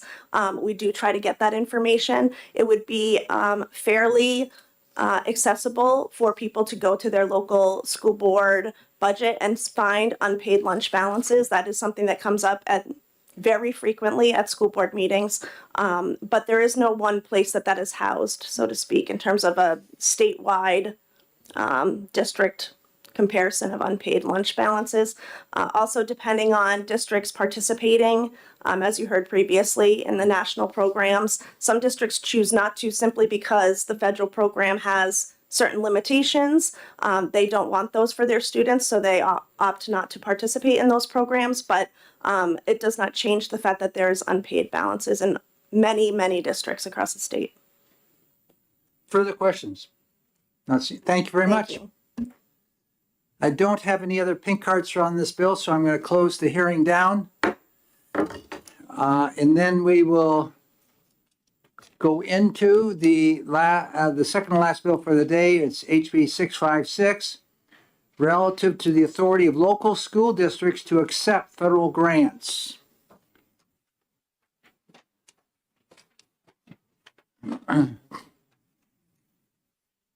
Does anybody have to take a 5-minute break or anything like that? Pardon me? We're good? Nobody has to go to men's room or anything like that? Okay, we're good. Okay, I'd like to recognize Representative Peternell, who is the prime sponsor of 703. This is a bill, excuse me, wrong bill. 656. Gonna change my page here. Relative to the authority of local school districts to accept federal grants. Welcome, Representative Peternell. Thank you, Chairman Ladd and members of the committee. I am Katie Peternell, representing Wolfboro, Tufton Borough, Carroll District 6. So this bill was kind of a concept that was introduced to me, and it took a little bit of time for me to put the work together to get the language in it. And I met with a representative from, an employee of the DOE on my way in, and it might need a little more work than I anticipated. So I'm just going to give you a brief overview, and he can probably address any more of the technical details. So The purpose of this is for accountability and transparency regarding these federal funds that come in, and lack of complete knowledge of what these funds are being used for, and to clear up some of the ambiguity for the taxpayers and the parents in the school district. So this is one of the changes is that all funds dispersed from a federal governmental unit shall be deemed to be unanticipated under the provisions of this section. And that is to be using the example of the ESSER funds as a situation where they were originally anticipated for the course of 3 years, but the purpose of the ESSER funds was changing. So sometimes those funds were coming in and wasn't always clear what they were being used for. And then we're also adding that such notice shall contain a summary of any obligations incurred by accepting the unanticipated funds, or state that there are no obligations incurred. So it's very clear what the strings are that are attached to receiving the funds. And the other thing is that the other part of this is that the minutes of the board shall contain a summary of any obligations, so that any taxpayer who wanted to look at the minutes of the meeting has a clear understanding of the purpose of the funds and what they're going to be used for. So that's essentially it. And I did want to give one sort of a kudos, if you will, to the New Hampshire School Board Association, and just say yes, for something to be accountable and transparent, parents and taxpayers need to show up at their school board meetings. Mm-hmm. Yes. Thank you. Going to take questions from us? I will try. Okay, Representative Spilsbury. Thank you very much. Is it fair to assume that by obligations, your intent is both financial obligations as well as commitments to do something or to not do something? Exactly, yes. Would it be useful to make that explicit?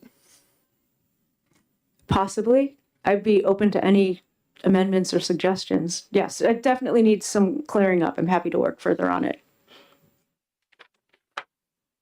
Representative Fellows. Thank you, Mr. Chair.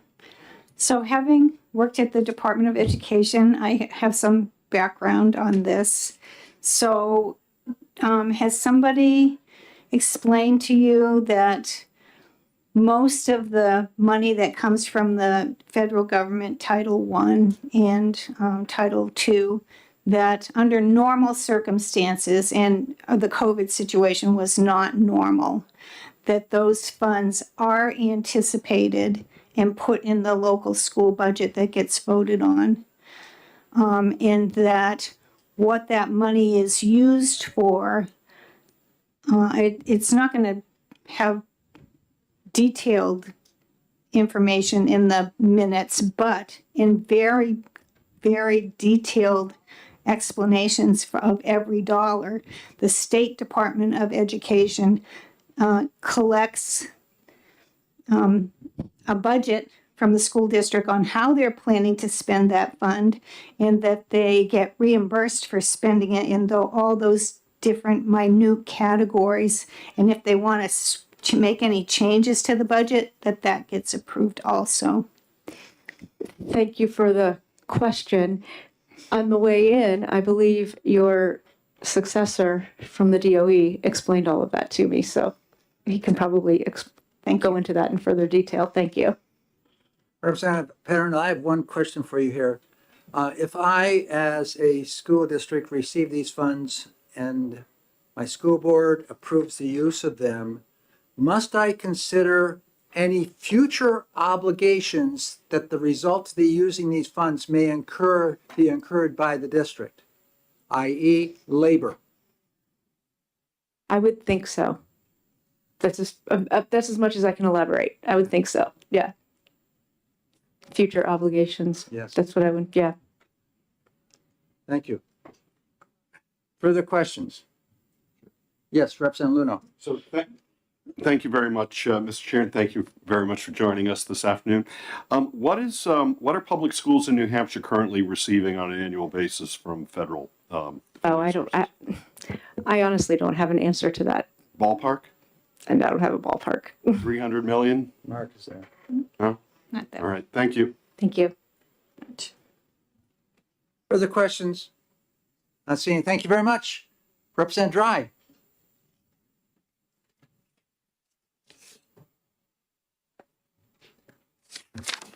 Thank you, Mr. Chairman, and good afternoon to the committee. For the record, I'm Representative Margaret Dry. I serve Sullivan District 7, and I'm one of the co-sponsors of this bill, so I thought I would just come and back up the sponsor and just say that in the rural towns that I'm in, it makes a difference if you're considering things like merging schools or districts or SAUs, what obligations people bring to the table. Without letting anything out of the bag, there I did hear recently of a town that had to it may stop the deal because the obligations that they had that the other school didn't know about, and it may be the killer on making some strides towards merging. It's important for transparency. And especially in the time where we're asking on the other education committee, we're talking about consolidation of SAUs and consolidation of districts. And I think that everybody needs to bring to the table all the obligations that they have so that we can make a fair decision. Thank you. Thank you. Any questions? Yes, Representative McGuire. Thank you, Mr. Chairman. Thank you, Representative. Can you be more specific in your example of what kind of money came in and what kind of obligation was assumed? I mean, just because I'm unfamiliar with this area. Yeah, I think it's more along the lines of, and I'm not really sure. I just heard about this. So, of what obligations were maybe expected from the money, and it may differ. The paths may differ in the people that are trying to merge. That's where it's good to know what they're expecting to do with money, or the lack of it. Does that help you? Yes. Okay. So, no, I meant more like, I don't know, the federal government gives you $50,000 this year, but it requires you to hire for 10 years a new PE teacher or something. You know what I mean? Is it something like that, or is I think full disclosure is good. If you think that you have obligations on money that you're going to add somebody else to take along this with you, they need to know what obligations you have. Kind of like full disclosure when you're buying a house. Representative Fellows. Yes, my question is along that same line, because the only situation I can think of for federal money that had really multi-year, more than beyond the next year or so, obligation is charter school startup money. Regular school districts, I don't think for their Title I money that doesn't work that way. It wouldn't be that kind of obligation. That would be far ahead. And whenever there's a merger, that doesn't happen overnight. So yeah, that's true. So does that help you? Does that help you explain what this situation could be? Now we're talking about federal money here. Yes. Okay. That may make a difference. Maybe I'm just up here to say transparency helps. This is a good bill because it's pushing that concept. And if you have to work out the business with Title I money, like Representative Peternell said, that's further down the road. Okay, thank you. I'm going to follow up with a question. Just to try and qualify what I was trying to say earlier. If I receive ESSER monies in a school district and I'm complying with federal law, so I'm able to hire this individual who may be a paraprofessional. If I don't put in the contract with that para or the agreement that this is only for 2 or 3 years, and I don't have that language in there, what's going to happen when you get to the end of the 3 years and that person's become a part of that school? Is that making an obligation that's going to incur that district into having to pay and then raise the next 4th year from property taxes? It sounds to me like that's the case. Yeah. Representative Luno. So thank you very much, Mr. Chair. I just want to poke on Representative Ladd's question a little bit more and your answer. So are you saying that under no circumstances, after after employee's contract has expired, as a result of a grant expiration, that the school board would not have the authority to non-renew that contract? Are you saying the school board does not, under current law, have the authority to do that? To non-renew? To non-renew a contract after it's expired and after funding has run out from federal grant? No, not necessarily. Not necessarily that the school board does not have authority, or that the school board does have the authority to non-renew a contract?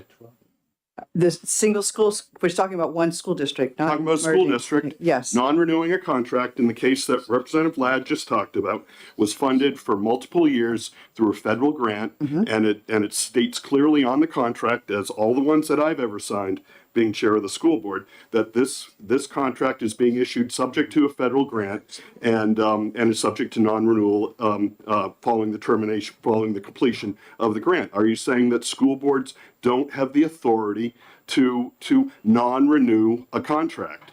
No, because you just said that they could. They clearly do, and Yes. you just said that maybe they don't. To Representative Ladd's question, school boards clearly have the authority. If you've gotten the answer to your question, then Yeah. let's not debate. Well, then a follow-up on that. I think you've had a follow-up. I Okay, think thank made you. your point. Further questions? Yes, Representative Damon. Thank you, Mr. Chair. Thank you for taking my question. Can you share with us what percent of funding for New Hampshire public schools comes from federal grants? I don't know that number. Do you know it as a dollar figure as opposed to a percent? No, I don't. But she might. It's not her bailiwick. Representative Fellows. So do you think that maybe it's 7% or around that figure? Possibly it is, yes. Thank you very much. Further questions? Thank you very much. Thank you. I'd like to call Becky Wilson.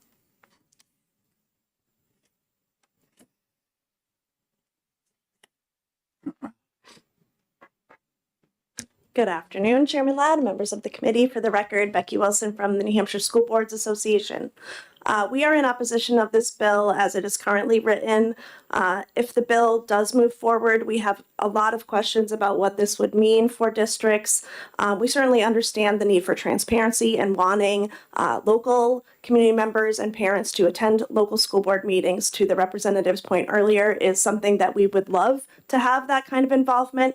However, we're confused about whether or not this bill, if it's enacted the way that it's currently written, means that districts need to budget all of the monies that they're currently receiving through federal grants into their operating budget and have that raised locally by their local communities. That would be a very large burden for a lot of communities to take the money they're currently anticipating, although it's not a for sure dollar amount that they are counting on through these other grants. Things like IDEA grants right now in the state, I think IDEA allocations to the districts are about $50 million. I think Title I is around $45 million. I'm not sure what other federal grants would fall under this bill, but it's a significant amount of money that would then need to be, I believe, somehow incorporated into districts' operating budgets with no guarantee, or act as if there's no guarantee that they're going to get any of these funds through these federal grants.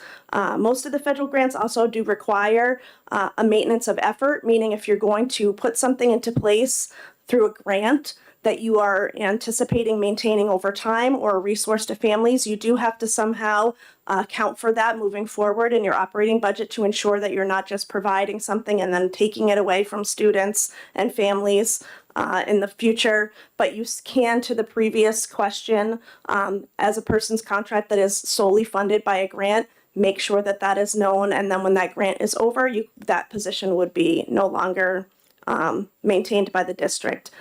Grant activities are also already deeply approved by the New Hampshire Department of Education to ensure that they're allowable activities based on the grant, the goals of the grants and the outlines of each grant. Every single activity in those grants that districts are applying for or are allocated through have to be approved down to the penny. It's fairly specific. So that information is available if anyone were to ask for it in your district. And you certainly cannot supplant things from your budget into grants fully. You can only supplement with the grant. I'm happy to answer any questions. Further questions, Representative Damon? And Thank you, Mr. Chair. Thank you for taking my question, which I wish I'd thought of asking previously. Are you aware of any situations in recent years where a district planned on grant funding and then didn't receive it and there were costs incurred to the district because of that? Thank you for the question, Representative. There's a difference between federal grants that are anticipated and allocated to the district on a regular basis, IDEA, things like that, versus a competitive grant where perhaps you would be part of a process where you're applying for a grant as a district and you may or may not get it. Districts make decisions based on what they put in place prior to applying for those competitive grants, meaning if they felt it was important to put something into their school district and fund it regardless of where the funding is coming from, I think districts would do that. If it is based solely on whether or not they win a competitive grant or are allowed certain allocations off of a grant that is a new, like the SAFE grants, for example, for building safety, things like that, that's a district decision to decide whether or not to move forward with costs that they may or may not have grant support for. Thank you. Representative Spilsbury? Thank you, Mr. Chairman. It seems like a pretty straightforward bill. It's making 3 very small changes to notice requirements. So it's been described as a full disclosure bill. If it's only requiring that the notice given includes a summary of obligations and that the minutes that are already required includes that summary, can you point us to the language that gives the association pause?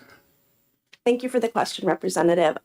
I think that this, while it does seem straightforward in terms of its intention, and I hear that from the representative sponsors on this bill, I think it is a bit confusing to say that what obligations are incurred by taking, for example, federal IDEA funds.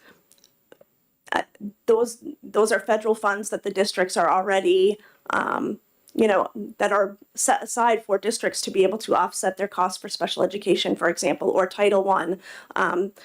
What you're providing with those services, I would imagine, would be the obligations that you're incurring, so to speak, which is that you're going to provide special ed services in accordance with the law, or you're going to provide Title I support in accordance with the Title I Act. But I'm not sure what beyond that this bill would be seeking to publicize. Follow up? Sure. So I'm just trying to understand and see whether the objection is one that can be addressed. It sounds like your concern is in line 6 and 7 in the way that the term funds dispersed from a federal government unit is used. Is that really the point, that somehow is not sufficiently described or bounded? Thank you for the question. I do think that it is unclear to local school board members as to what would fall under all funds dispersed from a federal government unit. Does that mean all of the grants? Is it just competitive grants? Is it, for example, the ESSER money or some of those things that were in response to the times, as opposed to something that is an ongoing grant that districts are used to getting over time? Well, thank you. So I think that allows us to put a focus on that phrase. Further questions? Yes, Representative Popovich. Thank you, Mr. Chair. I'll be very brief. Thank you for taking my question and testifying. Given that you are probably one of the more knowledgeable people in the state in terms of what schools do, and that your answer a bit earlier was, I imagine that it's about in this ballpark, wouldn't there be value, in your opinion, to the taxpayers to have a clear accounting from the district as to what those obligations are, instead of them having to apply their much less knowledgeable minds to the problem and try to guess what it is? Isn't that value to the taxpayer? I'm just trying to understand your stance. Thank you. Thank you for the question, Representative. I believe that this body just last year passed a bill that will require certain things to be posted on the district website in terms of what allocations are already being provided to the district from the Department of Education, which is the flow through for all of these funds. So I'm not sure. I mean, it's very specific in terms of what is posted and how it's labeled. I'm not sure what beyond that you would be looking for districts to be providing to the community members in terms of making sure that the transparency that this bill is seeking is met. You're welcome. Are there further questions? Yes. Representative Kofal. Thank you, Mr. Chairman. Thank you for taking my question. So, knowing that the New Hampshire School Boards Association provides a number of training opportunities for school board members for member boards, does your organization offer any training for school board members with respect to understanding potential obligations and the implications of those obligations for school board members who are voting to accept federal funds? Thank you for the question, Representative, and thank you for your service on your own local board. We do a number of trainings on budgeting, on operating budgets, on school district communication with the community and between superintendent and school board relations. There are many parts of that: running effective meetings, ensuring that there's strong communication. All of those pieces would fall under, I believe, making sure that local school board members understand their obligations when they are dealing with the manifest monthly, when they are signing off on those things, when they're taking actions at their local school board meetings on the manifest and on the operating budget. Any further questions? Not seeing. Thank you very much. Thank you. Are there any other cards on this bill? Representative Hope, not Representative. Yeah, I think we have, was there one more card, Pohensi?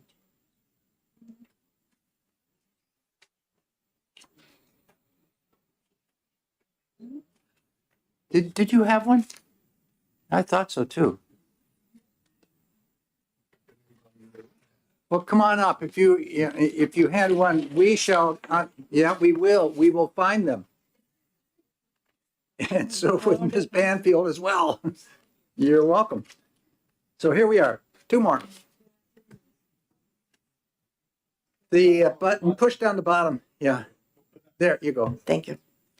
Chairman Ladd, members of the committee, I'm Doris Hohensee, a former Nashua School Board member, and I'm here in support. In my 4 years on the school board, never once did the administration come to the board in advance asking for input on an application for a federal grant. We were only notified after the grant was awarded and administration needed our vote to accept the money. Details were always minimal. And my understanding was there were many times when it would include a position. It didn't say you had to keep it, but that was the assumption. When you get a new director of something in the grant, now you have a new position going forward. But there may be a variety of different grants. When asked why the administration couldn't come to the board sooner to have input into the application, the excuse was always the deadlines are imminent, so there was never time to seek guidance from the board. These federal funds were like the administration's own little slush fund. They could predetermine how they would like the money spent. The Commissioner of Education created a document for districts asking the superintendent and the board president to certify that school board was fully informed of federal funds coming into the district. It was a great idea. Apparently, my district signed and certified the board that the board was fully informed without notifying the board of any federal funds. When caught in this fraud, I was accused of destroying the district as the federal funds from the state were stopped for a whole week. Nothing ever happened to those committing the fraud, and the board was barely informed of the federal funds coming to the district. Anything you can do to make this process more transparent would be appreciated. In fact, I'd like a study to determine if any of the federal funds are cost effective, given that only 8.4%, according to the department's website, of the education revenue, or $336 million, comes from federal funds. How much does it cost districts to implement these federal programs? And restoring local control over curriculum would encourage diversity of instruction, eliminate data tracking that would respect the new privacy amendment to our Constitution. Thank you for your time and attention. Doris, do you want to take any questions? Sure, if you have Any questions from the committee? Yes, Representative Spilsbury. I'm thinking of another bill that I sponsored, which is in the Education Policy and Administration Committee. And I'm wondering whether you think there should be more explicit language in law defining the extent of the Budget Committee's role and what the school board and superintendent must bring to the Budget Committee before it's agreed. I'm thinking outside the budget cycle, things that occur during the year. Thank you for your question. I'm in a city, so we don't have town budgets, town voting. we get well, in January, the superintendent comes with a proposed budget, which he gives us in pieces week by week. We don't get the whole thing. We just get his summary. Takes us 4 to 6 weeks for him to go through and for us to try to get some detail. It's really hard when you have 17 schools in one district. It's really hard. I never got sufficient information. Federal funds is anything you can do to make that clear would be really useful. Thank you. Yeah, I just have one. You spoke of these federal funds, and my memory serves me back to COVID and all that ESSA money that came down. Is this bill partially a result of superintendents spending money even with school boards not knowing what was going on?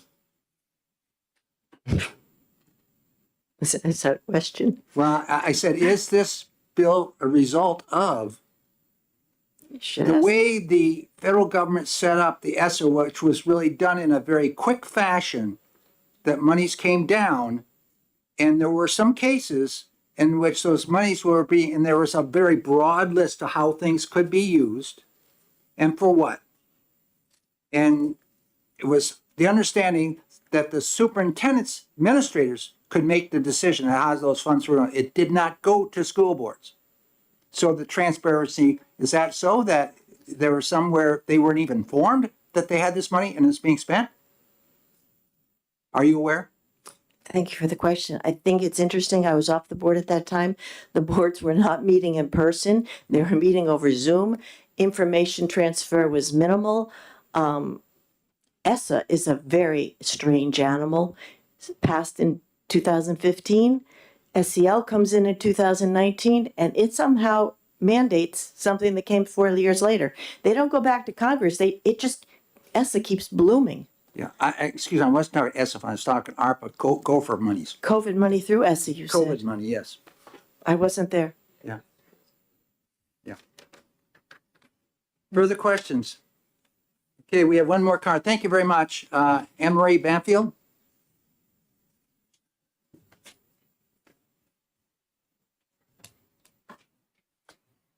Good afternoon, Anne Marie Banfield. I'm a parental rights advocate in New Hampshire focused on excellence in education. I have 91A'd many of these grants and read through them and was appalled. Not because of what they intend to do, but a lot of times it's what's missing. And again, I look at it from a parental rights perspective, so sometimes that's what I'm focused in on. For instance, Nellie Mae receives money from the Gates Foundation and the federal government. And Nellie Mae is one of the grant foundations that come into our school. And you may not know this, but they actually dictate teaching methods in the classroom when those grants come into the school. So reading the details of a grant is, I just can't even believe that that's not happening. Quite frankly, I think it should be put on the website. I think everybody should be able to access it, and just think you wouldn't have to 91A it. You wouldn't have to take their time. So transparency is what I like about this. I'd love it on the website, but that's me. So I'm going to kind of focus in on one of these grants because I think that I can explain why it's so important. So Manchester received community school grants. Community school is a CDC model. So that means we're going to take the school and what used to be the education, focused on education, we're now going to incorporate medical services and mental health services. So it's one-stop shopping for your child. If you want an example of there's been a problem with school boards not seeing other than Mrs. Hohensee, what she brought to you. Just a few months ago in Seabrook, they had accepted a community school grant, and the board then voted to get rid of the grant because they didn't like the details that they didn't know about that were not shared with them by the administration. So once they saw the details, they then rejected it. You can go back to the minutes, you can talk to the school board members about that. They then also voted to look at all grants above $25,000. So that is now a policy. First of all, community schools, I'm not aware of statutory authority to even have them.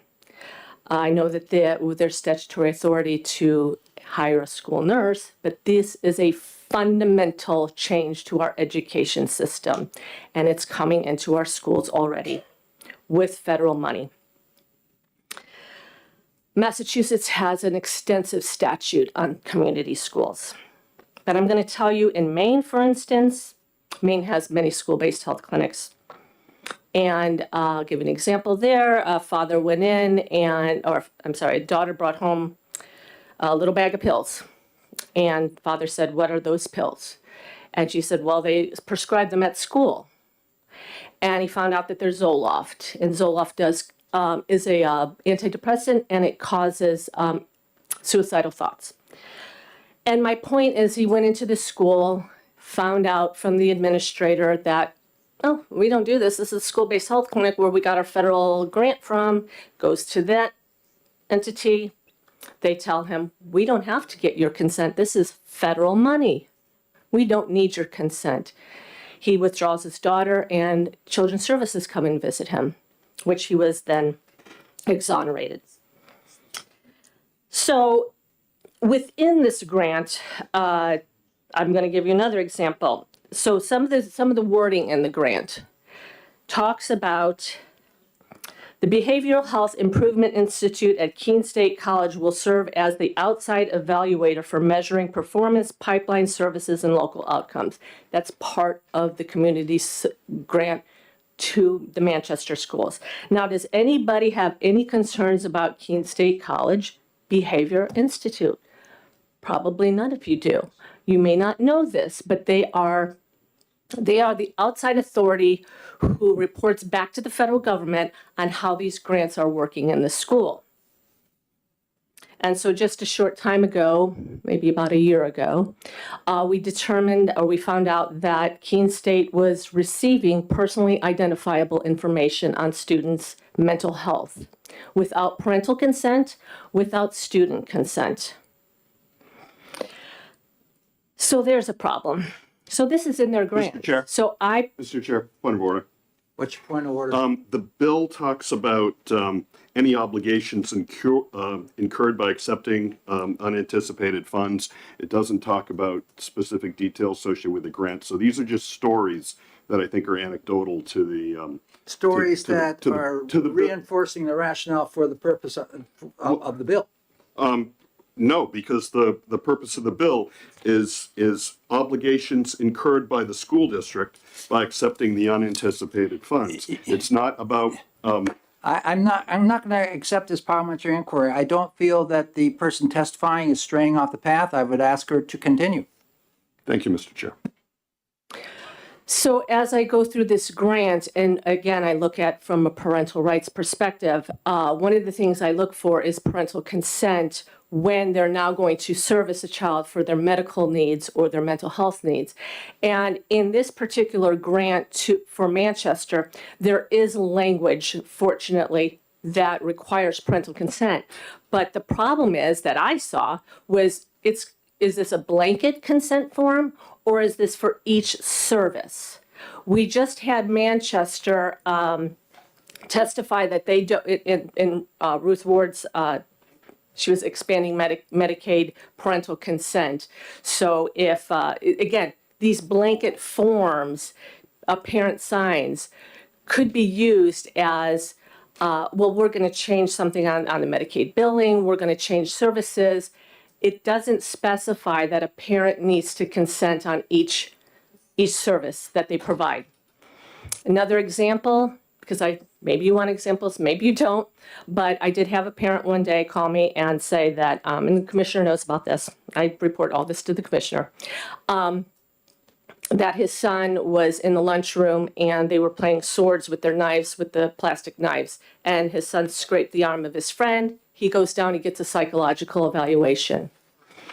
Is that resulting of the language which are... The point is that there was not parental consent for that psychological evaluation. And that's a big issue in these grants, is they're doing these services, providing services sometimes with a blanket consent. So in terms of transparency, yes, I do believe this is why I think it's so important for school board members to read these grants. And maybe they would miss something like that. I don't know. Maybe it's because I look at them and I see that. But yes, I think that it's extremely important to read these grants. I think it's important that everybody in the community, you know, if they're interested, read these grants. The other thing is that, and again, this comes directly from their documentation that they sent me, that they're talking about the community schools approach with braided funding and better data sharing. We have loopholes in data privacy sharing through FERPA. So again, this is something that a school board member should be reading, should be looking at, making sure that the data that is being shared is. Personally, we don't have enough laws to cover that, but if I was a school board member, I would say in my contract, no, this is not acceptable, rewrite it with more data protections for the students. They're partnering with Manchester Proud to create a coordinated system of community partnerships, and the district established a position specifically dedicated to equity within its leadership structure known as a chief equity officer. So within these grants, there's more people being hired. A lot of this money is not getting to the students in terms of, you know, just helping them educationally. I just wanted to share some examples because I think that you need to know what's going on with these grants. And if a school board says, yes, we've read it, we like it, so be it. But I just feel like, what's wrong with transparency? Thank you very much. Are there any questions? Representative McGuire. Thank you, Mr. Chairman. Thank you, Ms. Banfield. So am I hearing you correctly that you'd like to have more notice, more transparency, and so on, not just necessarily for federal grants like this bill is about, but for all grants? I would, yes. And you're less concerned about this business of making federal grants unanticipated money and thereby possibly making some difficulty for budgeting purposes. In terms of how that all works, the interconnectedness with the budget, I wouldn't be able to speak to that. I don't know that. I'm telling you that in terms of what I know about these grants, that the devil's in the details, and anybody just signing off on them, I think, you know, the Seabrook example is perfect, that, you know, they really didn't know what was in it. You know, they kind of signed it and didn't know what was in it until it was too late. And then they said, we don't want the grant anymore.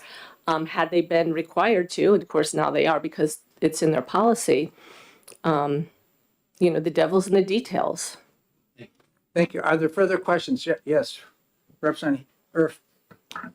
Thank you, Mr. Speaker, and thank you for taking my question. Should this bill be enhanced to make specific reference to the superintendent's responsibility to do this as well? To the responsibility to inform the boards of what the boards are being required to report here? Technically, I don't know that answer. I would say somebody within the administration, either maybe they have a grant person within the school that's doing that job. Somebody needs to make the school board aware. Somebody needs to provide this documentation to.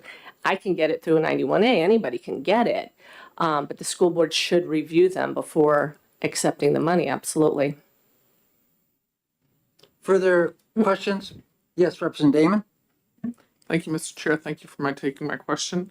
In the interest of transparency, would you please follow up with the committee with the contact info and the specifics of the grant situations that you referenced concerns about, specifically including the main one, so that we can follow up and do our due diligence? Oh, so you would specifically the main? Absolutely. All of the examples you cited, because they are, I'm hearing them as anecdotal examples. And Okay, I can do that for Maine. The dad that contacted me, I would have to keep that information confidential. I did share it with the commissioner. You're more than welcome to speak to him. He knows I gave him the information. But when it comes to specific people who contact me, a lot of times I keep that information confidential. But but in terms of Maine, that's already publicized. I'm happy to do that. Trying to think what else I brought up. Is there anything else? Maine? I mean, Maine, you can Google that one. Representative Heidi Sampson, who served in Maine, is well aware of what went down with all of that. She's no longer serving in the legislature, but she was one of the people that specifically told me the details. Further questions? Nothing. Thank you very much. And that concludes the testimony for that bill. We have one bill left. It's 716, making an appropriation for the dual and concurrent enrollment program. I'm going to have to go present that quickly and get out of here.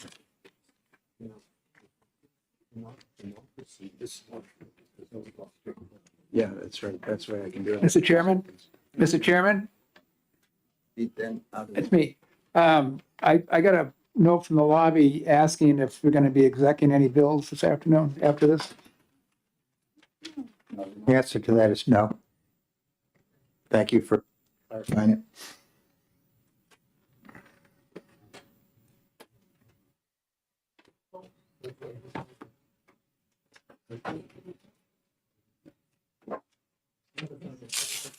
All right, we will open the hearing for HB 716. Thank you very much. Representative Platt. Representative Spilsbury and members of the committee, I'm here today to introduce Bill HB 716. My name is Rick Ladd. I come from Haverhill, New Hampshire. This bill is relative to the concurrent enrollment program, and which we have through the community, the dual and concurrent enrollment program, which we have through the university's community college system, which works with our schools. And in the past, we've allocated this a sum of $2.5 million. This is asking for $3 million. We've since we initiated this program where we once had grades 11 and 12 students eligible. We have grades 10, 11, and 12 right now, so that does result in additional costs. We also know that by putting forward this program where the students in the high school and in the dual enrollment program taught at the collegiate level, they can take these courses for $150. We've talked about that per course, and that could be a net savings of later on when that student would have had done it as an older student out of high school. A cost for all of them to do this, the aggregate would be over, I believe, over $10 million. That's a huge savings. So it's putting forth the dollar now to enrich the program, to allow us to facilitate what we have designed that program for. And it would be an increasing the budget, which we'd see in HB 1, supported by HB 2 by $500,000 a year. That concludes my testimony. A model of crispness. Thank you. Are there any questions? Yes, Representative McGuire. Thank you, Mr. Chairman. Thank you, Representative, for taking my question. So as I understand this program, this is a high school student taking a class or two at the community college. And shouldn't the costs of that be borne by the school district, since they no longer have the obligation for teaching that student during that period of time? The student at the same time is getting credit for graduating from high school. So it's concurrent. You get dual credit as a college course and for the high school course. And it has to be taught in conjunction with the particular standards that the community college system has been authorized by their accrediting board, and which are, you have to have, in this state, the masters, and you also have to have the same course materials and the same curriculum that is used for that course at the college campus. So that would have to be done at the community college, at the high school campus as well. Representative Popovich and then Phillips. Thank you, Mr. Chairman, and thank you, Representative, for testifying.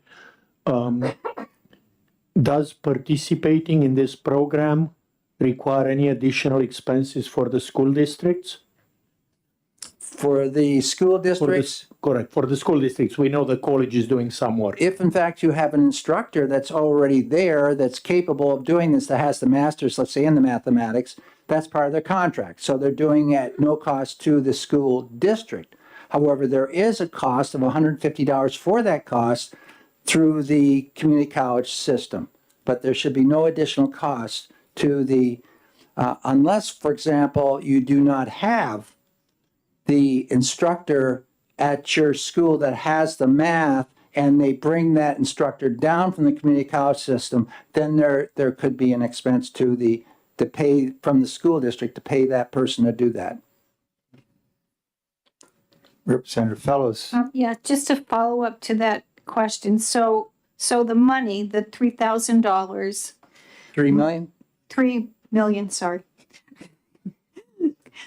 Most of it is probably going to the $150 per student, but some of it might go to pay a community college instructor to We have teach a course. we have the chancellor here along with the community college system, and the money that I see in this bill is for the $150 to pay for that course. That allows us to have that savings of $10+ million in the long run. If they hadn't taken those courses there, that's what it would cost you as the older adult to take those courses. Okay, seeing no further questions, thank you. And I'll get my pink card in. Very good.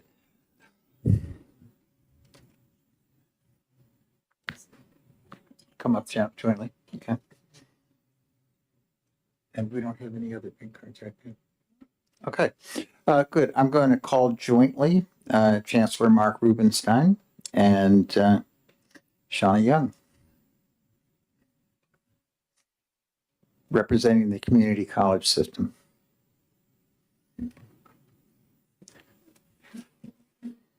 Thank you very much.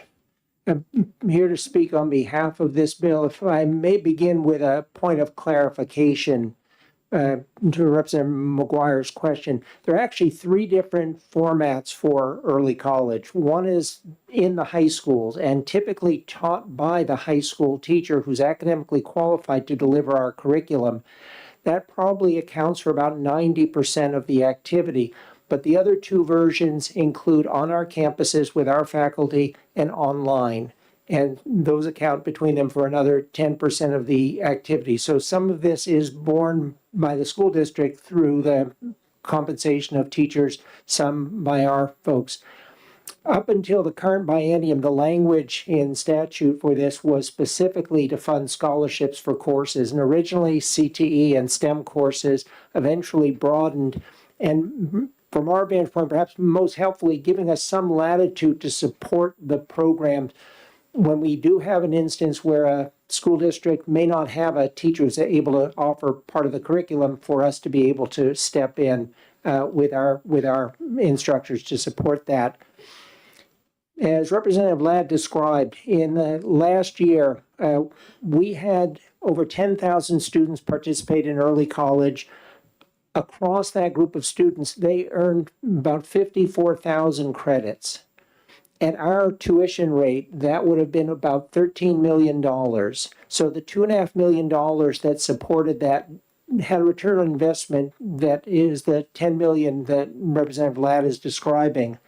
Last year, we saw 15% growth year over year. The current year, spring is not yet completed, but we're probably looking at about 10% year over year continued growth. We'll probably approach 60,000 credits delivered. Again, for the same $2.5 million this year as last year, so the return on investment growing. That return on investment that we calculate is based on our tuition, $215 a credit and $25 enrollment fee. If that student is enrolling at the university system where tuition rates are essentially twice that, you can in some ways double the savings. If you're looking at a private institution, significantly more. So we've used the most conservative way of describing what we think is the return on investment for the state's funds not coming to CCS&H, but return on investment in terms of value to students and families. A point that was made earlier, typically students are taking just 1 or 2 courses. And what we've been working on to try and grow this is help students actually take sets of courses.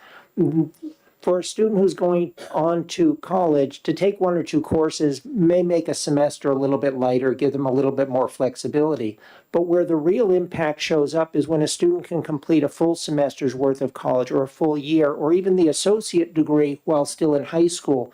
Because that year or 2 of savings that they're not paying for college, that they're not taking out loans, and a year or 2 more rapidly into the workforce is just significantly more beneficial for them and frankly, for New Hampshire's workforce. So the objective that we have is to offer students enough opportunity to take courses that they can actually complete that meaningful block, whether it's, again, a semester or a year or more, before they actually find themselves graduated from high school. The other thing that I would want you to know about this effort, about 30% of the credits earned by students in early college last year are students who are enrolled in career technical education centers. Now, in our high schools, those students represent about 10 or 12% of the enrollment, but they're overrepresented in participation. We think that this is starting to reach those students for whom opportunity may have been more distant, and it's in a range of fields.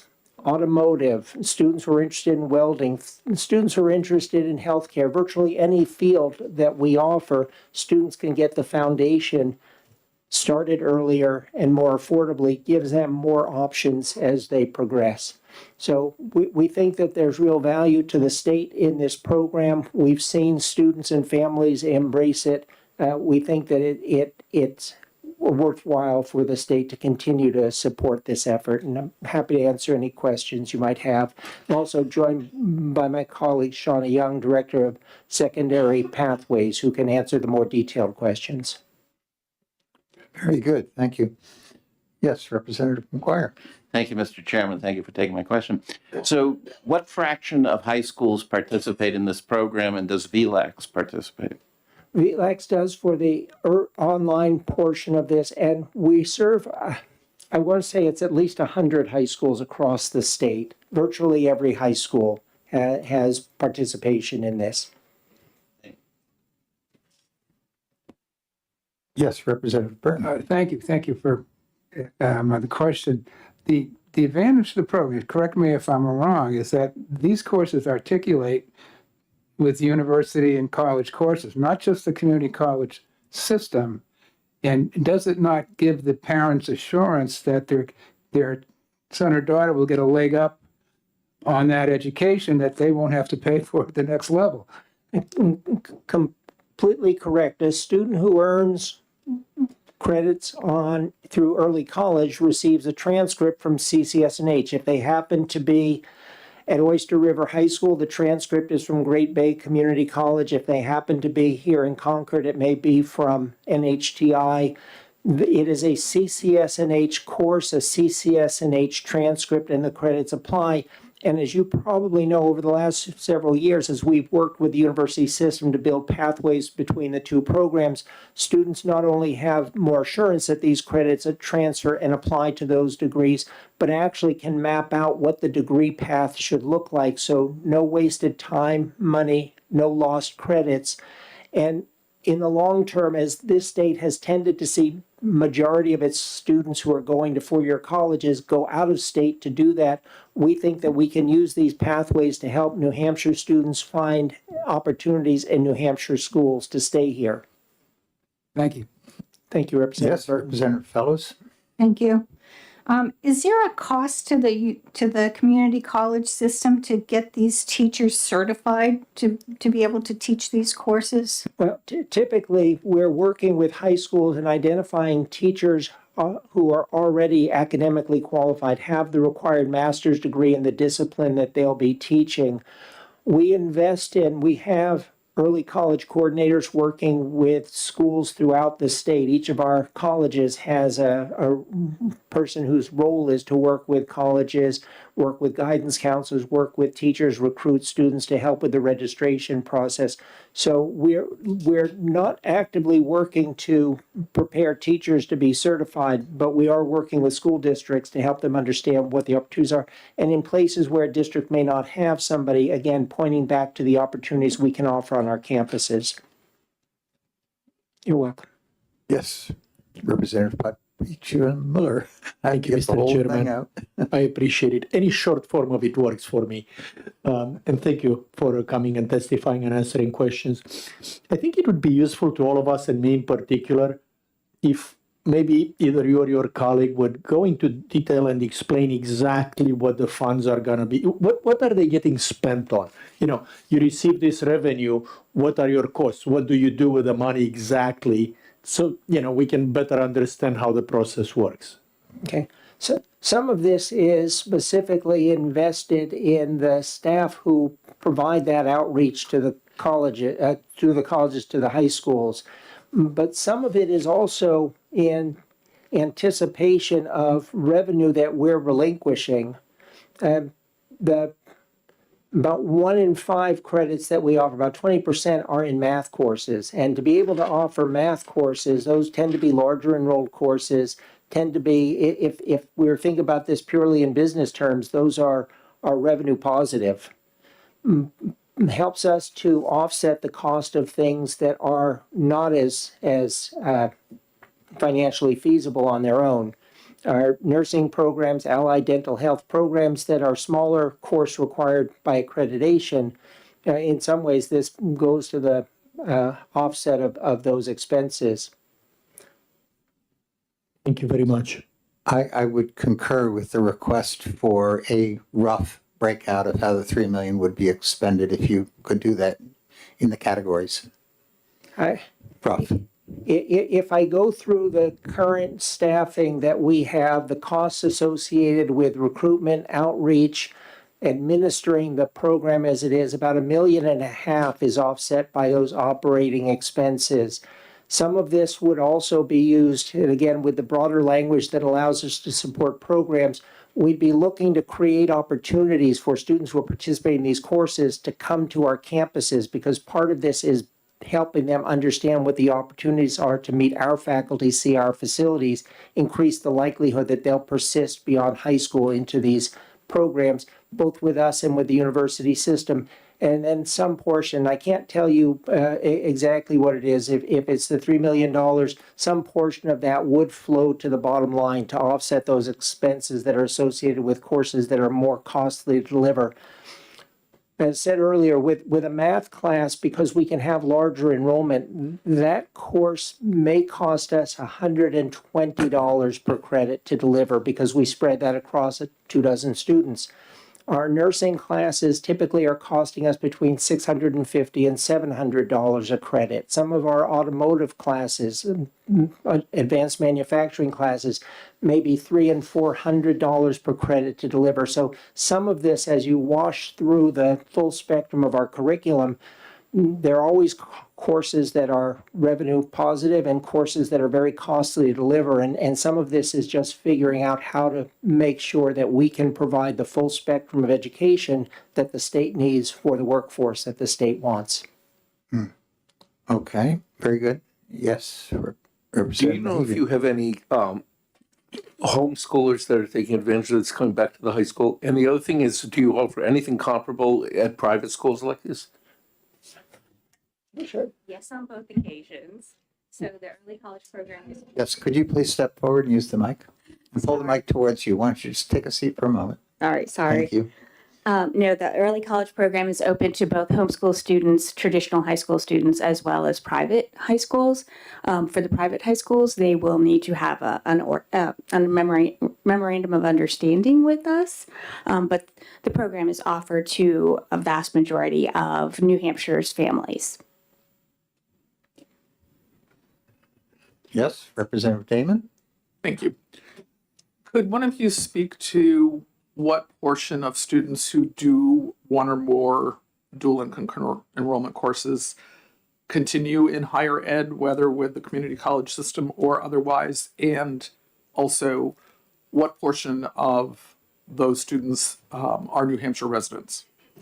So virtually all of them in New Hampshire high schools are New Hampshire residents. There are some folks on the edges of Vermont and Maine that we see, but I put it at 98% New Hampshire. To your question, we actually have very good data. We looked at the period from 2015 to 2022 in part just to be able to see what happens to students after. So students who participated in early college, during that period of time, we served about 35,000 students. What we found is about 80% of them go on to post-secondary education. About 6,000 of those 35,000 ended up at some point at the community college system.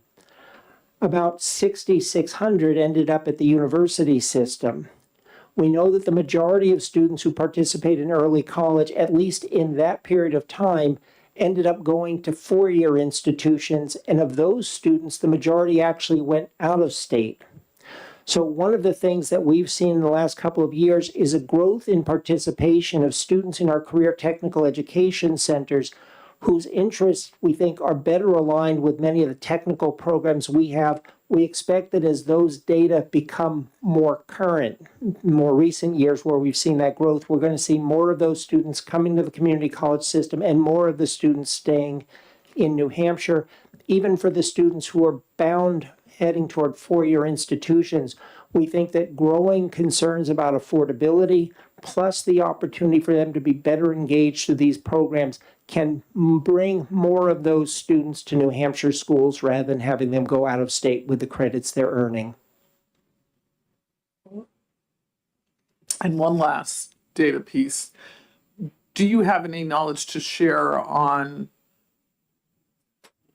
how many of the dual and concurrent enrollment students are students who would not likely have gone to college if this program wasn't brought to them in high school or made available to them in high school? So this is another one of those questions where we think the more recent data will be different than the historic data. When this program was first created, and this kind of early college program exists around the country, the original intent was to give students the opportunity to test themselves, to demonstrate for themselves that they could be successful with college level learning. What's happened for the most part is that students who already knew they were headed to college and their parents, financially savvy, said, let's get some of this covered early. And so I think the early years, what we've seen is a disproportionate share of students who would either take an AP course or an honors course or an early college course. As we've begun to reach more students through the CTEs, I think we're starting to see that student for whom college wasn't always a certainty. And particularly, as I described earlier, on a lot of the technical programs, when I was in high school, you were either in a college prep curriculum or vocational technical curriculum. Those are starting to blend more. There's almost no field of technology or the trades that doesn't require some level of advanced education. And if we can help students, regardless of what it is they want to study, get the foundation that they need, it's going to help them. So we're starting to see through the growth in enrollment among CTE center students, I think more of that broadening of the pipeline, bringing more students to the opportunities that will be helpful for them. You're welcome. Very good. Okay, yes, Representative McGuire. Thank you, Mr. Chairman. Thank you. Have any school districts or students who want to participate in the program been turned away due to lack of funds? Not in the period of time that I've been hearing that we've had this funding. What we do currently have, though, is a limitation of 2 courses per student. So there are students for whom taking that third course becomes an issue of whether the family has the additional funds. And there may be students who, when they've exhausted the $150 scholarship, and again, that's $150 for a course that if they came to us, tuition and fees would be, if it's a 4-credit course, would be essentially a $960 value. There may be students who have been dissuaded by the need to find the $150. Follow up?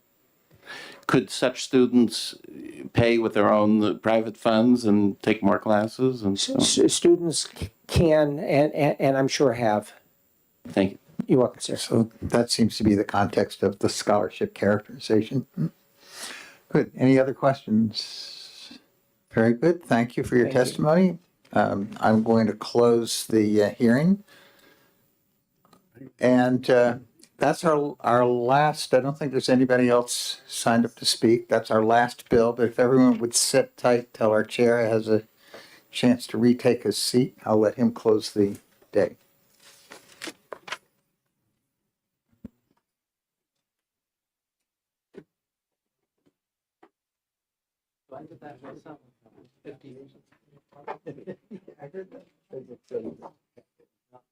So I graduated from high school after 3.5 years. Yeah. So the last half year I was in community college. And then the next half year I was community college full-time. Well, Chancellor Rubenstein and the folks you brought, thank you very, very much. The community college system is really, I feel, Rick Ladd speaking, done an awful lot to blend what you do with the career technical education centers and with our high schools. So it's not just K through 12 now. You're working collaboratively, and it's probably going to save us a great deal of money, even with our CTE centers, if we can get those students that are involved in this program engaged, and some of that program may be done down at Manchester or NHTI. So really welcome what you're doing. Thank you again. You're doing for us now what you did at Granite State. Thank you. Okay, at this point in time, we have nothing else on the docket, so we're going to close today's hearings down and adjourn. And we come back on Thursday where we're hearing bills. And then on Friday, we have in the morning as a work session on 4 special education bills where we will start to really dig down and look at that formula for both differentiated aid and catastrophic special education aid. I can't call it CAT aid anymore. It's special education aid. So thank you very much, and everybody rest and have a good Wednesday. Thank you. I can't hear. My artillery ears are really getting to me.